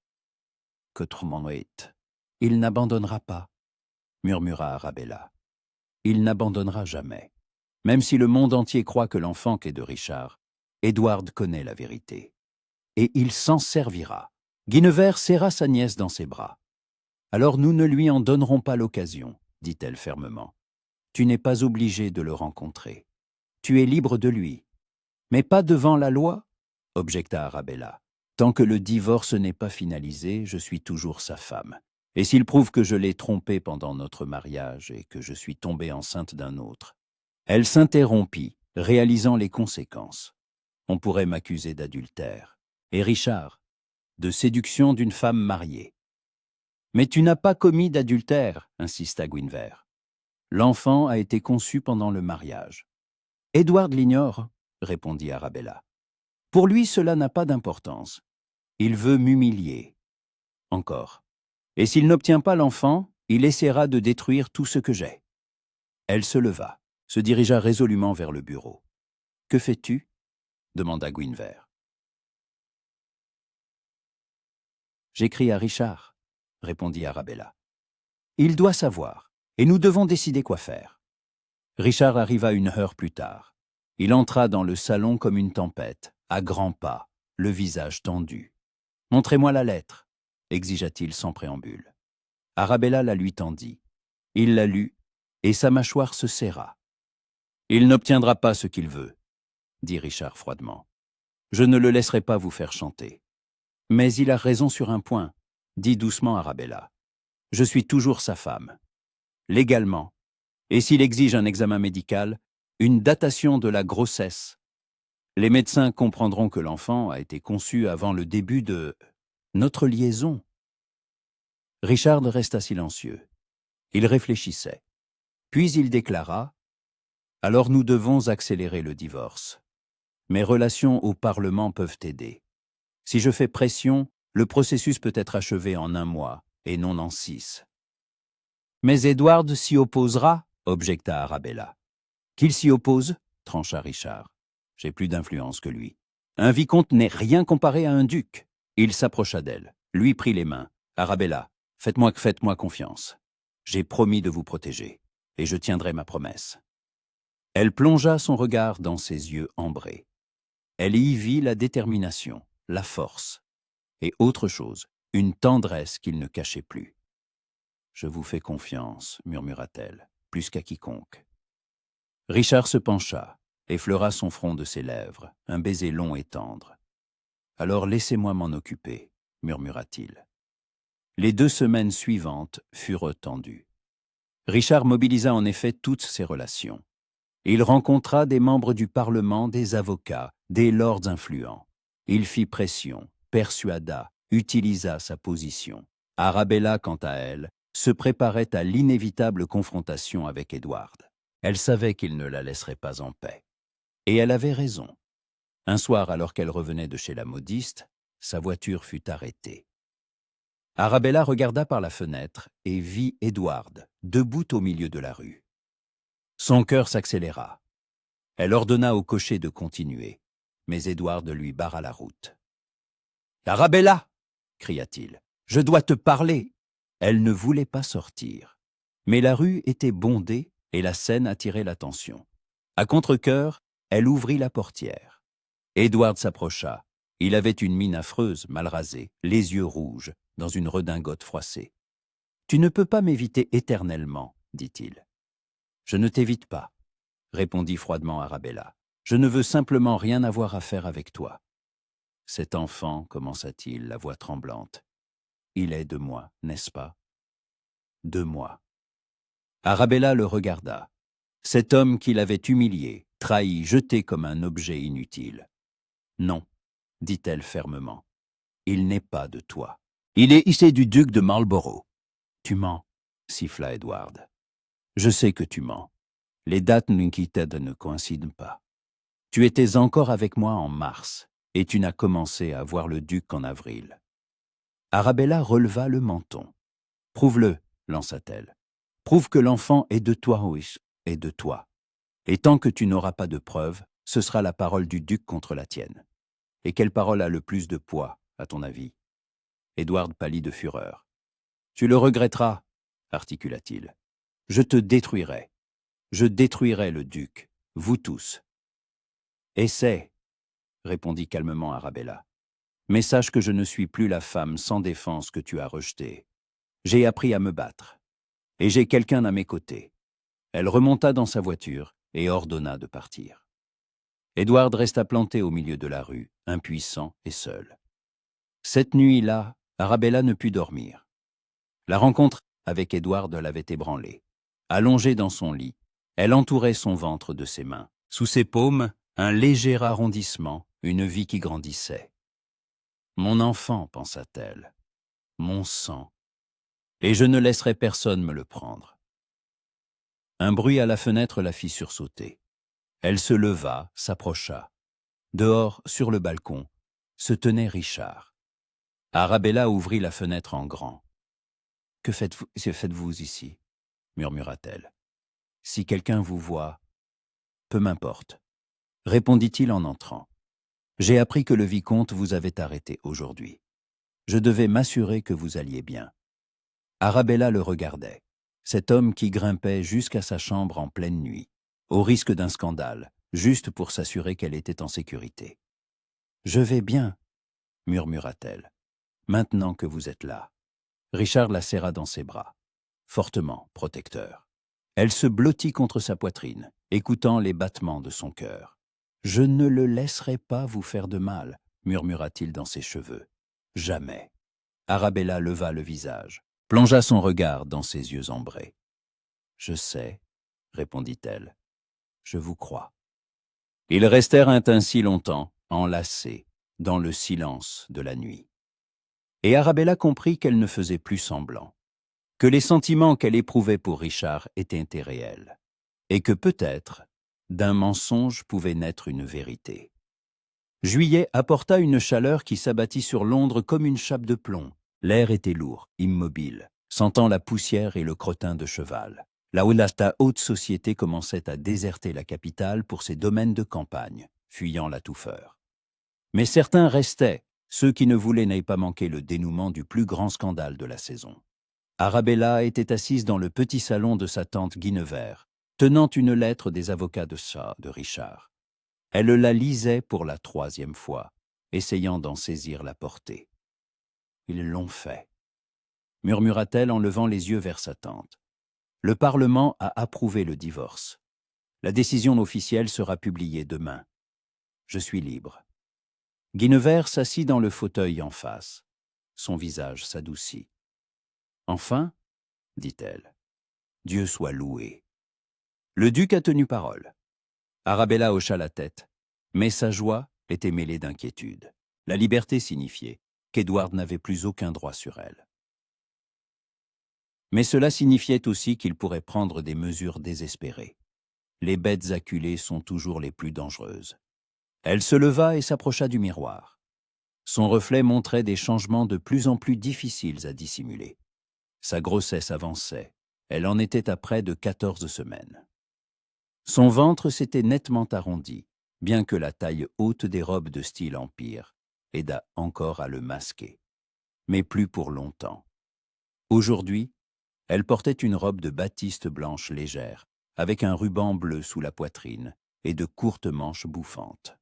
Ample, fluide, choisie spécialement pour cacher les changements de sa silhouette. Ses cheveux étaient lâchés, tombant en douces vagues sur ses épaules. Sa tante a insisté pour qu'elle se repose, sans se tourmenter avec des coiffures théâ complexes. Arabella passa une main sur son ventre. Sous ses doigts, la vie, son enfant. Ces derniers jours, elle avait commencé à sentir de légers frémissements, comme des battements d'ailes de papillon. Le médecin avait dit que c'était normal, que l'enfant grandissait en bonne santé. On frappa à la porte. Une femme de chambre entra. « Milady, le duc de Marlborough est arrivé, » annonça-t-elle. « Il demande la permission de vous voir. » Le cœur d'Arabella s'accéléra, comme toujours à la mention de son nom. « Faites-le entrer ici, » dit-elle. Guinevere se leva. « Je vous laisse seule, » dit-elle avec un léger sourire. « Je suppose que vous avez des choses à vous dire. » Elle sortit, et un instant plus tard, Richard entra. Il portait une redingote gris clair, un pantalon blanc, des bottes hautes et cirées. Ses cheveux étaient légèrement humides. Sans doute venait-il de se rafraîchir après le trajet. Son visage était sérieux, mais en voyant Arabella, ses yeux ambrés s'adoucirent. « Arabella, » salua-t-il, « avez-vous reçu la lettre des avocats ?»« Oui, » acquiesça-t-elle. « Je suis libre, grâce à vous. » Richard s'approcha, prit sa main et la porta à ses lèvres. « Pas grâce à moi, » objecta-t-il, « grâce à votre force. Vous avez traversé l'enfer sans vous briser. » Arabella eut un faible sourire. « Parfois, je me sens très brisée, » avoua-t-elle doucement. Richard ne lâcha pas sa main. Il caressa ses jointures de son pouce, un mouvement léger et apaisant. « Alors laissez-moi tenir les morceaux ensemble, dit-il, jusqu'à ce que vous vous sentiez à nouveau entière. » Arabella le regarda. Cet homme qui était devenu bien plus qu'un protecteur ou un allié, qui était devenu son soutien, sa protection, et peut-être autre chose, une chose à laquelle elle craignait de penser à voix haute. « Richard, » commença-t-elle, la voix tremblante, « vous savez que maintenant que le divorce est finalisé, la société attendra nos fiançailles. Vous avez publiquement déclaré que vous demanderiez ma main. » « Je m'en souviens, » acquiesça-t-il. « Et vous le voulez toujours ?» demanda-t-elle doucement. Faire semblant d'être fiancé, jusqu'à ce que l'enfant naisse. C'est encore 6 mois de mensonge, Richard. 6 mois de tromperie.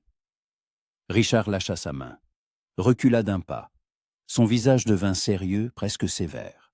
« Je ne veux pas faire semblant, » dit-il. Arabella se figea. Un froid s'insinua en elle. « Que voulez-vous dire ?» Richard prit une profonde inspiration. Puis il s'agenouilla devant elle. Arabella eut le souffle coupé. « Richard, que faites-vous, faites-vous » Il sortit de sa poche une petite boîte en velours. L'ouvrit. À l'intérieur se trouvait une bague en or sertie d'une grosse pierre ambrée entourée de petits diamants. La couleur de la pierre correspondait exactement à celle de ses yeux. « Arabella Winchester ?» dit-il d'une voix ferme et résolue. « Je ne veux pas faire semblant. Je veux que ce soit réel. Veux-tu m'épouser ? Pas pour l'enfant, ni pour la société. Pour nous. » Arabella restait là, incapable de bouger. Les larmes brouillaient à sa vue. « Vous êtes sérieux ?»« Absolument, » acquiesça-t-il. « Je suis tombé amoureux de toi, Arabella. Je ne sais pas exactement quand c'est arrivé. Peut-être en te voyant garder ta dignité quand le monde entier était contre toi. Ou en entendant ton rire au théâtre. Ou quand tu m'as confié ton secret, ta peur, ta vulnérabilité. Peu importe. Ce qui importe, c'est que je t'aime. et je veux passer le reste de ma vie à te le prouver. » Les larmes coulèrent sur les joues d'Arabella. Elle s'agenouilla devant lui, un mouvement maladroit, compliqué par sa grossesse et sa longue jupe. « Tu n'es pas obligé de faire ça, » murmura-t-elle. « L'enfant n'est pas de toi. Tu ne devrais pas assumer cette responsabilité. Je sais que l'enfant n'est pas de mon sang, » la coupa Richard. « Mais si tu acceptes de devenir ma femme, il sera le mien devant la loi. Et je l'aimerai, l'élèverai, le protégerai, comme le mien, parce qu'il est une partie de toi. Et toi, tu es tout pour moi. » Arabella plongea son regard dans ses yeux ambrés. Elle y vit la vérité, l'amour, la dévotion. « J'ai peur, » avoua-t-elle. « Après Edward, après tout, j'ai peur de confier à nouveau mon cœur à quelqu'un. » Richard prit son visage entre ses mains, essuya ses larmes de ses pouces. « Je ne suis pas Edward, » dit-il fermement. « Je ne te trahirai jamais. Je ne t'abandonnerai jamais. Je ne te ferai jamais sentir inutile ou insuffisante. Tu es la femme la plus forte, la plus admirable que j'ai jamais rencontrée. Et être ton mari serait l'honneur de ma vie. » Arabella ferma les yeux. Elle sentait la chaleur de ses paumes, la sincérité de ses mots. Et quelque chose en elle, quelque chose de gelé et d'effrayé, commença à fondre. Elle ouvrit les yeux, le regarda, sourit à travers ses larmes. « Oui, » murmura-t-elle. « Oui, Richard, je veux bien t'épouser. » Richard laissa échapper un son entre le rire et le sanglot. Il lui passa la bague au doigt. La pierre ambrée scintilla dans la lumière du soleil qui filtrait par la fenêtre. Puis il se pencha et l'embrassa. C'était leur premier vrai baiser. Tendre, lent, rempli de promesses et de douceur. Ses lèvres étaient chaudes, fermes. Elle passa ses bras autour de son cou, l'attirant plus près, et il l'enlaça par la taille, avec précaution, conscient de l'enfant. Quand ils se séparèrent, ils respiraient tous deux rapidement. « Je t'aime, » murmura Richard. « Tellement. »« Moi aussi je t'aime, » répondit Arabella. « Je ne sais pas quand c'est arrivé, mais je t'aime. » Ils restèrent assis sur le sol du salon, enlacés, et le monde extérieur n'avait plus d'importance. La nouvelle des fiançailles officielles du duc de Marlborough et de Lady Arabella se répandit dans Londres à une vitesse incroyable. Les journaux en firent leurs gros titres, certains romantiques, d'autres scandaleux. Mais cette fois, Arabella n'avait pas peur. Elle était heureuse. Pour la première fois depuis des années, vraiment heureuse. Richard insista pour un mariage rapide, dans 2 semaines. Pas une cérémonie grandiose, mais une célébration intime dans la chapelle privée de son domaine de campagne. « Je ne veux pas attendre, » dit-il alors qu'ils discutaient en des détails. « Je ne veux pas donner à la société ou au vicomte l'occasion d'interférer. Je veux que tu sois ma femme, officiellement, protégée par mon nom et mon titre. » Arabella accepta. Elle non plus ne voulait pas attendre. Mais Edward, comme Arabella l'avait prédit, n'avait pas l'intention de s'avouer vaincu si facilement. 1 semaine plus tard, alors qu'elle sortait d'un magasin de tissus sur Bond Street, 3 hommes l'encerclèrent. Pas des domestiques, des malfrats engagés, au visage rude et aux yeux froids. « Lady Arabella, » dit l'un d'eux, « le vicomte Winchester souhaite vous parler. » Son cœur s'emballa. Arabella regarda autour d'elle. La rue était bondée, mais personne ne prêtait attention à la scène. Le cocher attendait près de la voiture, mais il était trop loin. « Je ne vous suivrai pas, » dit-elle fermement. « Lâchez-moi. » L'un des hommes lui saisit le coude. « Ne faites pas d'histoire, milady, » siffla-t-il. « Le vicomte insiste, et nous ne partirons pas sans vous. » Arabella tenta de se dégager, mais sa prise était de fer. La peur s'insinua en elle, non pas pour elle-même, mais pour son enfant. « Lâchez-la, immédiatement. » La voix trancha l'air, froide, autoritaire. Tous se retournèrent. Richard se tenait à quelques pas. Son visage était de pierre. Ses yeux ambrés brûlaient de fureur. À ses côtés, 2 de ses domestiques, des hommes grands et forts. Les malfrats lâchèrent Arabella et reculèrent. « Votre grâce, » balbutia l'un d'eux. Nous ne faisons qu'obéir aux ordres du vicomte Winchester, le coupa Richard d'un ton glacial. Transmettez-lui ceci. Si lui ou ses hommes s'approchent encore de ma fiancée, je veillerai personnellement à ce qu'il passe le reste de ses jours dans une prison pour dette. J'ai assez d'influence pour le faire. Et n'en doutez pas, je le ferai. Les hommes échangèrent un regard. Puis ils tournèrent les talons et s'éloignèrent rapidement. Richard s'approcha d'Arabella, la serra dans ses bras, la pressant contre lui. « Tu vas bien ?» demanda-t-il, la voix tremblante de colère contenue. « Ils ne t'ont pas fait de mal ?» « Non, » murmura Arabella en enfouissant son visage dans sa poitrine. « Tu es arrivé à temps. »« J'arriverai toujours à temps, » jura-t-il. « Toujours. » Il l'aida à monter dans sa voiture, pas la sienne. S'assit à côté d'elle. « Nous partons pour Greyhaven, » dit-il. « Mon domaine de campagne. Aujourd'hui même. Tu ne resteras plus à Londres, où le vicomte peut t'atteindre. Mais le mariage aura lieu à Greyhaven, le coupa Richard. Comme prévu, dans 1 semaine. Je ne lui laisserai pas une autre chance de t'effrayer. » Arabella hocha la tête. Elle était fatiguée de se battre, fatiguée d'avoir peur. Elle ne voulait que la paix. Et Richard la lui offrait. Greyhaven était magnifique. Le domaine se trouvait dans le Kent, à 3 heures de route de Londres. Un immense manoir de pierre grise, entouré d'un parc aux chênes centenaires, d'étangs et de roseraies. L'air y était plus pur, plus calme, sentant l'herbe et les fleurs. Arabella sentit la tension s'apaiser de jour en jour. Elle se promenait dans les jardins avec Richard, lisait à la bibliothèque, se reposait à l'ombre des arbres. Sa grossesse devenait de plus en plus visible. Son ventre s'était arrondi au point de ne plus pouvoir être dissimulé. Mais ici, loin des regards indiscrets, cela n'avait pas d'importance. Richard était constamment à ses côtés, prévenant, tendre, attentionné. Il lui faisait la lecture le soir, se promenait avec elle avant de dormir, lui apportait les douceurs dont elle avait soudain envie. Parfois, il posait sa main sur son ventre, sentant les mouvements de l'enfant, et il y avait une telle vénération dans ses yeux qu'Arabella se sentait la femme la plus heureuse du monde.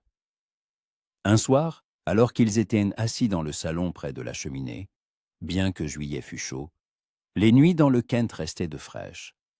Arabella demanda : « Es-tu vraiment prête à devenir le père de l'enfant d'un autre ?» Richard la regarda, posant le livre qu'il lisait. « Ce n'est pas l'enfant d'un autre, » répondit-il. « C'est le tien, donc le mien aussi. »« Mais tu pourrais avoir tes propres enfants, » insista Arabella, « des héritiers de ton sang. » Richard se leva, s'approcha d'elle, s'agenouilla devant son fauteuil, posant sa main sur son ventre. « Cet enfant sera mon héritier, » dit-il fermement, « par la loi, par le nom, par l'amour. Et si Dieu nous donne d'autres enfants à l'avenir, c'est merveilleux. Mais même si ce n'est pas le cas, cet enfant suffit, plus que suffisant. » Arabella lui toucha le visage, parcourut sa joue du bout des doigts. « Comment ai-je mérité un homme comme toi ?» murmura-t-elle. « Tu ne l'as pas mérité, » répondit-il avec un léger sourire. « C'est moi qui suis un homme très chanceux. » Il se pencha et l'embrassa, longuement, profondément, et Arabella sentit les derniers fragments de peur et de doute se dissoudre. Le mariage eut lieu dans la petite chapelle du domaine de Greyhaven. Il y avait peu d'invités, tante Guinevere, quelques amis proches de Richard, le prêtre. Arabella se tenait devant le miroir dans la chambre de la mariée, contemplant son reflet. Sa robe était de soie crème, simple mais élégante. La taille haute dissimulait son ventre arrondi, manches longues, décolleté discret. Un voile de tulle fin, retenu par une couronne de roses blanches. Aucun bijou à l'exception de la bague à l'ambre à son doigt. Elle posa une main sur son ventre. L'enfant bougea, comme en réponse. « Aujourd'hui, nous devenons une famille, murmura-t-elle. Une vraie famille. On frappa à la porte.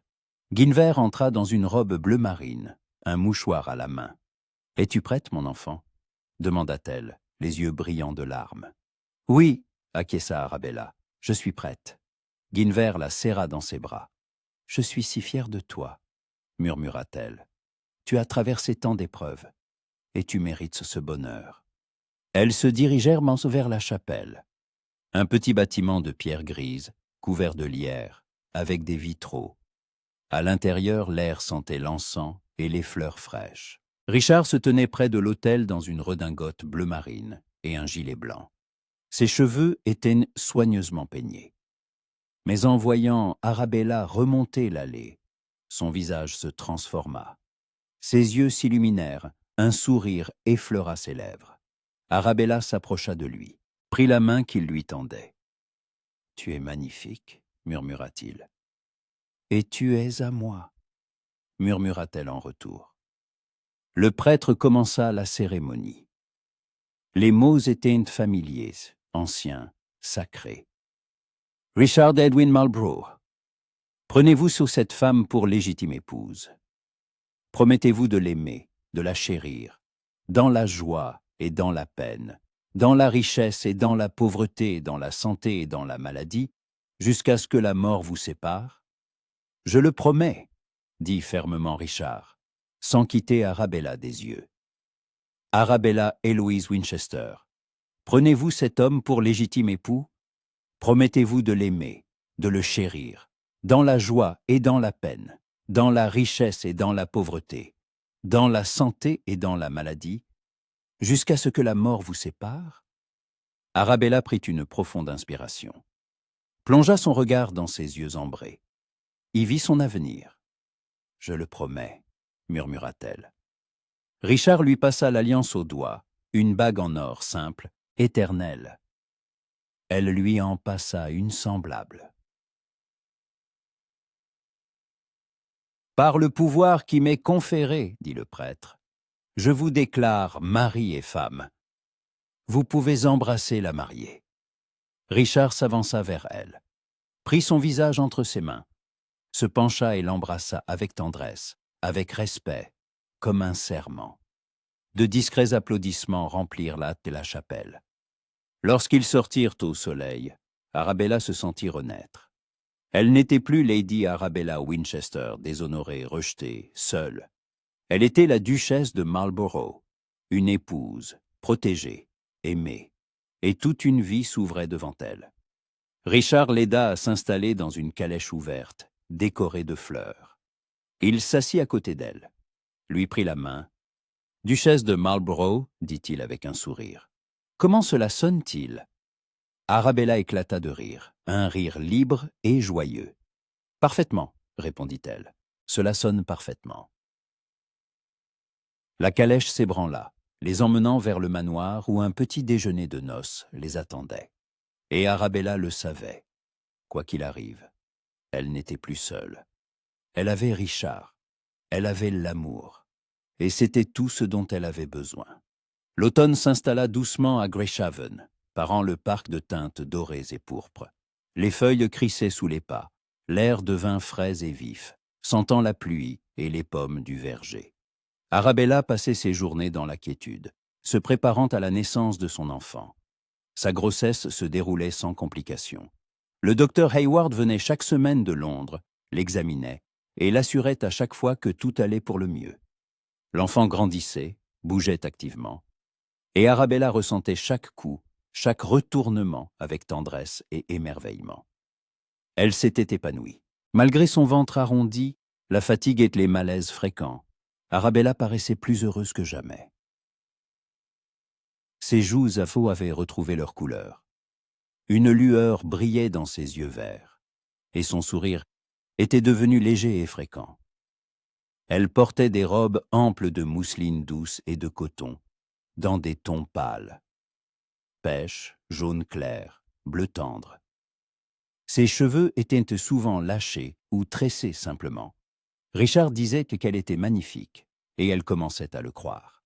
Richard était constamment à ses côtés. Il avait reporté toutes ses affaires à Londres, confiant la gestion à ses secrétaires et intendants. Son monde s'était rétréci à Grayshaven, à Arabella, à l'attente d'une nouvelle vie. Il lui faisait la lecture le soir, poésie, romans, traités philosophiques. Il se promenait avec elle dans le parc, la soutenant par le bras lorsque ses pas devenaient incertains. Il lui massait les jambes lorsqu'elles enflaient. Il lui apportait les étranges combinaisons d'aliments dont elle avait soudain envie, des cornichons au miel, des fraises au fromage. Une nuit, alors qu'ils étaient au lit, un immense lit à baldaquin dans la chambre principale des ducs de Marlborough, Arabella se tourna vers lui. « Richard », appela-t-elle doucement. « Il lisait un document, à la lueur d'une bougie. « Donne-moi ta main. » Il posa ses papiers, se tourna vers elle. Arabella prit sa paume et la posa sur son ventre. Sous sa main, quelque chose donna un coup sec. Richard se figea. Ses yeux s'écarquillèrent. « C'est... » « Oui, » sourit Arabella. « Il donne des coups. Il est particulièrement actif la nuit. » Richard caressa doucement son ventre. Un autre coup, puis un autre. Son visage s'adoucit, des larmes brillèrent dans ses yeux ambrés.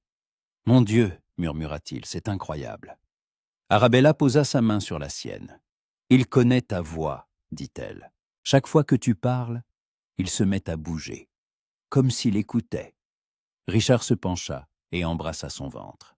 « Bonjour, petit, » murmura-t-il. « Je suis ton père, et je te promets de te protéger, de t'aimer, de t'apprendre tout ce que je sais. Tu seras l'enfant le plus heureux du monde. » Arabella lui caressait les cheveux, le cœur débordant d'amour. « Tu es déjà le meilleur des pères, » murmura-t-elle. Richard releva la tête, la regarda. « Et toi la meilleure des mères, » répondit-il. « Et la meilleure épouse qu'on puisse désirer. » Il se redressa et l'embrassa, tendrement, avec respect. Puis il la serra dans ses bras, et ils s'endormirent ainsi, lui l'enlaçant par derrière, sa main sur son ventre, la protégeant, la veillant, mais le monde, au-delà des murs de Grayshaven, ne les avait pas oubliés. Fin septembre, une lettre des avocats de Shashiki et de Richard arriva de Londres. Urgente, exigeant une attention immédiate. Richard la lut dans la bibliothèque, et son visage s'assombrit. « Que se passe-t-il » demanda Arabella, assise dans un fauteuil près de la fenêtre avec sa broderie. Richard resta silencieux, relisant la lettre. Puis, il la froissa dans son poing. « Le vicomte Winchester a intenté un procès, » dit-il froidement. « Il demande la reconnaissance de la paternité de l'enfant. Il prétend que l'enfant est le sien et non le mien, et que j'ai trompé la société. » Arabella pâlit. Sa broderie tomba de ses mains. « Mais comment peut-il le prouver ? Nous sommes mariés. L'enfant est considéré comme le tien par la loi. »« Il exige un examen médical, » répondit Richard, la voix glaciale. « Il veut que des médecins déterminent la date exacte de la conception.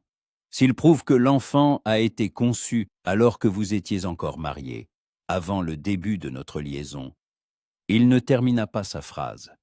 Arabella comprit d'elle-même. Si Edward prouvait que l'enfant était de lui, il pourrait réclamer ses droits de père. Ou pire, accuser Richard de fraude et d'appropriation illégitime d'un héritier. « Que devons-nous faire » murmura-t-elle. Richard s'approcha d'elle.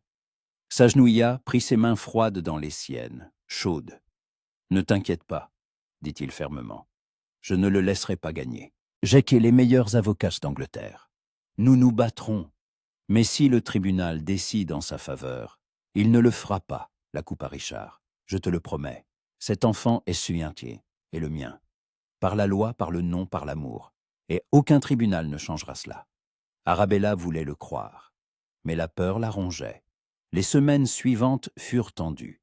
Les avocats se travaillèrent sans relâche, rassemblant des preuves, des témoignages, construisant une défense. Richard se rendit plusieurs fois à Londres, rencontrant des personnalités influentes, utilisant toutes ses relations. Arabella resta à Grayshaven, mais la quiétude s'était envolée. Elle dormait mal, mangeait peu. Le docteur Hayward s'inquiéta. Le stress pouvait nuire à l'enfant. Richard, de retour d'un de ses voyages, la trouva dans leur chambre, assise sur le bord du lit, en larmes. Arabella, il s'approcha, la serra dans ses bras. « Que se passe-t-il » ? « J'ai peur, sanglota-t-elle. Peur qu'il me prenne mon enfant, que je perde tout à nouveau. » Richard la serra plus fort contre lui. « Tu ne perdras rien, jura-t-il. Je préférerais abandonner toute ma fortune, tous mes titres, plutôt que de le laisser prendre cet enfant. Tu m'entends ? Tout. » Arabella leva son visage en larmes. « Mais il est le père biologique. La loi est de son côté. » « La loi n'est pas seulement biologique, » objecta Richard. « C'est aussi l'intention, la reconnaissance, l'éducation. Nous sommes mariés. J'ai reconnu cet enfant comme le mien, publiquement. Et quand il naîtra, il sera enregistré comme mon fils ou ma fille. Cela a du poids. Mais le tribunal décidera en notre faveur, » l'interrompit Richard. « J'ai un atout que le vicomte ignore. » Arabella le regarda, interrogatrice. « Lequel » Richard esquissa un faible sourire. « Le vicomte a oublié un détail. Lorsqu'il a publiquement annoncé votre divorce, il a déclaré que vous étiez stérile. C'est consigné dans les procès-verbaux de ce dîner, attesté par les invités. Maintenant, il prétend que vous portez son enfant.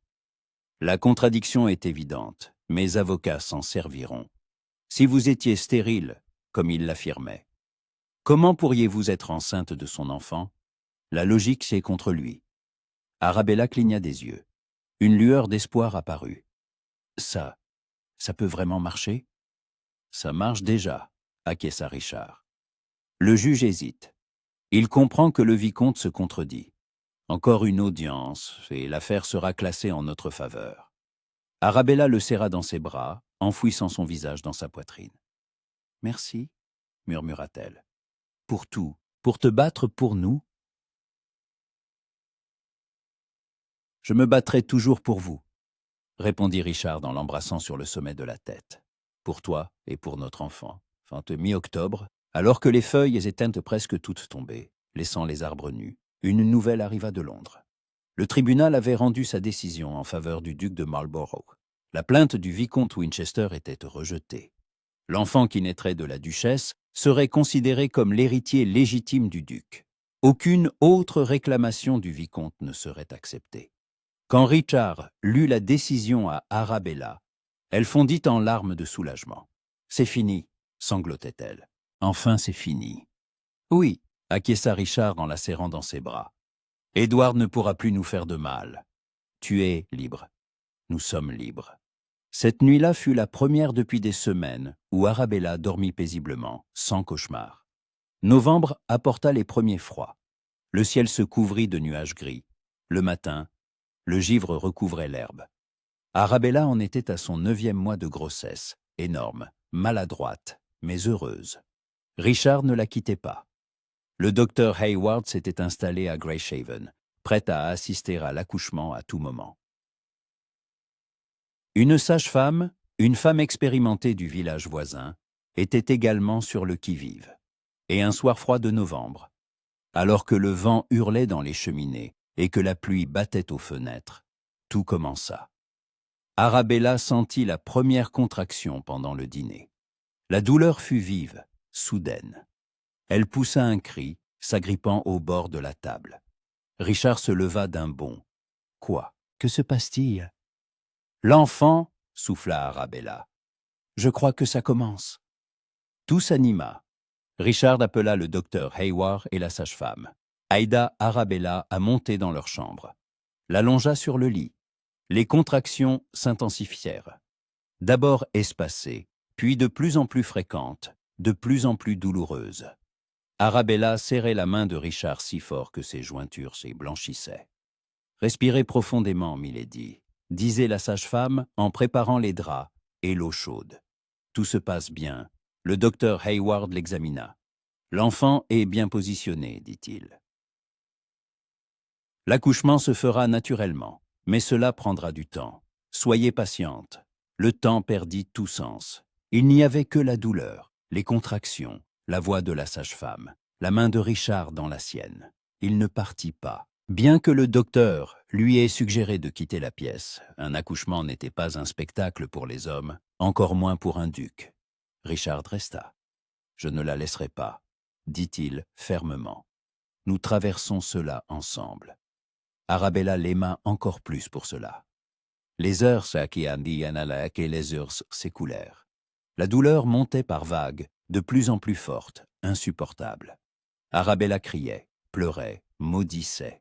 Mais Richard lui tenait la main, essuyait la sueur de son front, lui murmurait des mots de soutien. « Tu te débrouilles à merveille, » disait-il. « Tu es la femme la plus forte que je connaisse. Encore un peu, mon amour, encore un peu. » Et enfin, alors que l'aube commençait à teinter le ciel de gris, la sage-femme dit « Poussez, milady! L'enfant arrive! Poussez !» Arabella rassembla ses dernières forces, poussa de toutes ses forces, hurlant de douleur et d'effort. Et soudain, un cri, fin, perçant, magnifique, le cri d'une nouvelle vie. « Un garçon !» annonça joyeusement la sage-femme en soulevant une minuscule créature rouge et hurlante. « Vous avez un fils, votre grâce !» Arabella s'effondra sur les oreillers, épuisée. Les larmes coulaient sur ses joues, de douleur, de soulagement, de bonheur. La sage-femme lava le bébé, l'enveloppa dans un linge doux, le posa sur la poitrine d'Arabella. Arabella regarda le minuscule visage, les yeux fermés, la petite bouche, les doigts qui se serraient et se desserraient. Son fils, son enfant. « Bonjour », murmura-t-elle en embrassant sa douce tête. « Bonjour, mon petit. » Richard était assis à côté, les regardant tous les deux. Son visage était couvert de larmes qu'il ne cherchait pas à cacher. « Il est magnifique, » dit-il d'une voix rauque.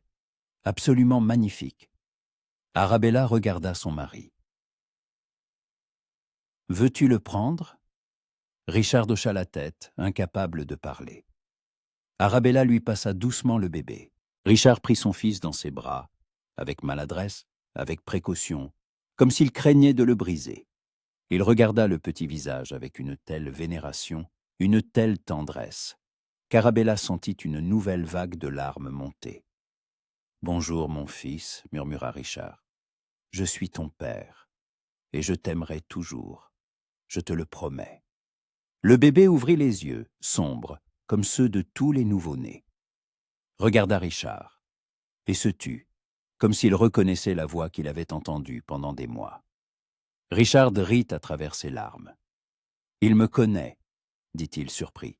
« Il m'a reconnu. »« Bien sûr qu'il t'a reconnu, » sourit Arabella.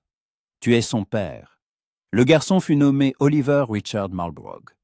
Oliver, en l'honneur du grand-père maternel d'Arabella. Richard en l'honneur de son père. Le baptême eut lieu 1 mois plus tard dans la chapelle de Grayshaven. Il y avait peu d'invités, les mêmes qu'au mariage, plus quelques amis proches. Tante Guinevere pleurait de joie en tenant le bébé dans ses bras. La société accueillit la naissance de l'héritier du duc de Marlborough avec approbation. Les journaux parlèrent de l'heureux événement. Les félicitations affluèrent. Personne n'osa faire allusion aux anciennes rumeurs, pas alors que le duc lui-même adorait si visiblement la mère et l'enfant. Quant à Edward Winchester, il disparut. Des rumeurs disaient qu'il avait quitté l'Angleterre pour le continent, fuyant ses dettes et la honte. Arabella ne s'intéressa pas à son sort. Pour elle, il n'existait plus. L'hiver passa doucement. Arabella se remettait de l'accouchement, apprenant à être mère. Oliver grandissait, un bébé en bonne santé et actif, qui criait fort, mangeait avec appétit et dormait peu. Mais chacun de ses cris, chacun de ses sourires était précieux. Richard était un père extraordinaire. Il se levait que la nuit quand Oliver pleurait, le portait dans ses bras, le calmait. Il changeait ses langes aux grandes dames des domestiques qui considéraient cela indigne d'un duc. Il jouait avec lui chantait des chansons. Richard avait une agréable voix de baryton, et Oliver se taisait pour l'écouter.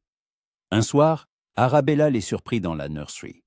Richard était assis dans un fauteuil près de la fenêtre, tenant Oliver dans ses bras. Le bébé dormait, le visage blotti contre la poitrine de son père. Richard fredonnait doucement une berceuse.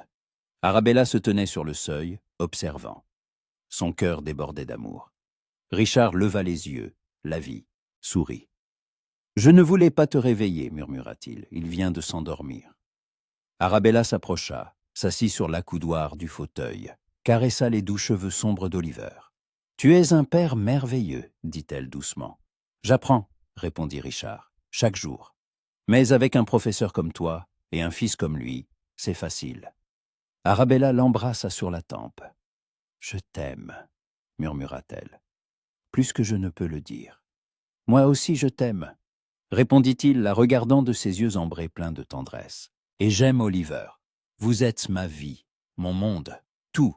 Ils restèrent ainsi tous les trois, une famille, dans le silence de la nursery, écoutant la respiration régulière du bébé endormi, 2 ans plus tard. Le printemps était de retour à Greyshaven. Le jardin était en fleurs, les pommiers en fleurs, les roses embaumaient, les oiseaux construisaient leurs nids.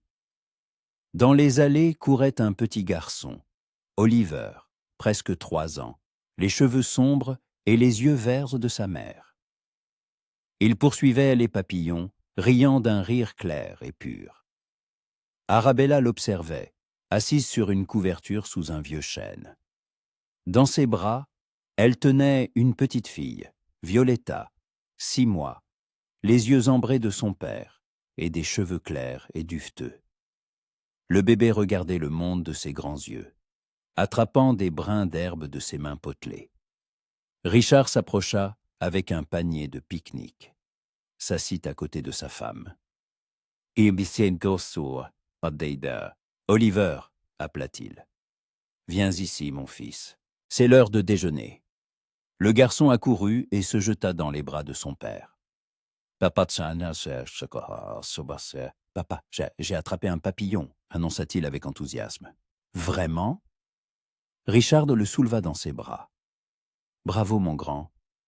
Mais j'espère que tu l'as laissé repartir ?» « Oui, » acquiesça Oliver, sérieux. « Tu as dit que les papillons doivent en être libres. » Petit malin, le félicita Richard en l'embrassant sur le sommet de la tête. Ils s'installèrent sur la couverture. Richard sortit la nourriture. Des tourtes, des fruits, du fromage, de la limonade. Oliver s'empara aussitôt d'une pomme et se mit à la croquer. Violetta gazouillait, attrapant les doigts de sa mère. Arabella regardait sa famille. Son mari qui disposait la nourriture avec un sourire. Son fils qui parlait de papillons et d'oiseaux. Sa fille qui souriait sereinement. 3 ans plus tôt, elle était brisée, déshonorée, seule. Elle pensait que sa vie était finie. Et maintenant, elle était là, avec un mari aimant. 2 merveilleux enfants dans une maison remplie de rires et de chaleur. « À quoi penses-tu » demanda Richard, remarquant sa rêverie. Arabella sourit. « À la façon étrange dont les choses se sont arrangées, » répondit-elle. « Il y a 1 an, je pensais avoir tout perdu, alors qu'en réalité, j'ai tout gagné. » Richard prit sa main libre, la porta à ses lèvres. « Nous avons tous les 2 tout gagné, dit-il. J'étais seul, enfermé dans mon monde de titres et de devoirs. Et tu m'as donné l'amour, une famille, un sens. » Oliver grimpa sur les genoux de son père. « Papa, raconte une histoire, exigea-t-il. « Quelle histoire ?» sourit Richard. « Celle de la princesse et du duc. » Oliver tapa dans ses mains. Richard regarda Arabella. Lui fit un clin d'œil. « D'accord, accepta-t-il. Il était une fois une belle princesse qu'un méchant sorcier avait blessée. Elle était triste et seule, mais un jour, elle rencontra un courageux duc. Et il l'a sauvée, le coupa Oliver. Ah. Pas tout à fait, le corrigea doucement Richard. Elle s'est sauvée elle-même, par sa force, son courage. Et le duc était simplement là pour elle. Il l'aimait, l'aidait quand elle en avait besoin. Et ils vécurent heureux et eurent beaucoup d'enfants. Avec des enfants ? Demanda Oliver. Avec des enfants ? Acquiesça Richard en serrant son fils dans ses bras. Un beau prince est une petite princesse. Oliver hocha la tête, satisfait, et retourna à sa pomme. Arabella regardait Richard avec amour. Tu as changé la fin » remarqua-t-elle doucement. « Parce que la vraie fin est meilleure, répondit-il. Tu t'es sauvé toi-même, Arabella. J'ai juste eu l'honneur d'être à tes côtés. » Elle se pencha et l'embrassa. Longuement, tendrement, sans prêter attention au beurre d'Oliver. Quand ils se séparèrent, Richard pressa son front contre le sien. « Je t'aime, » murmura-t-il. « Maintenant et pour toujours. »« Moi aussi je t'aime, » murmura-t-elle en retour. « Mon amour, mon duc, mon foyer. » Violetta se mit à rire. Un rire clair et joyeux. Oliver se joignit à elle. Richard et Arabella aussi. Et leurs rires se répandirent dans le jardin de Greyshaven, le remplissant de lumière, de chaleur et d'amour. Un amour né de la douleur et du mensonge, mais devenu la plus authentique vérité de leur vie.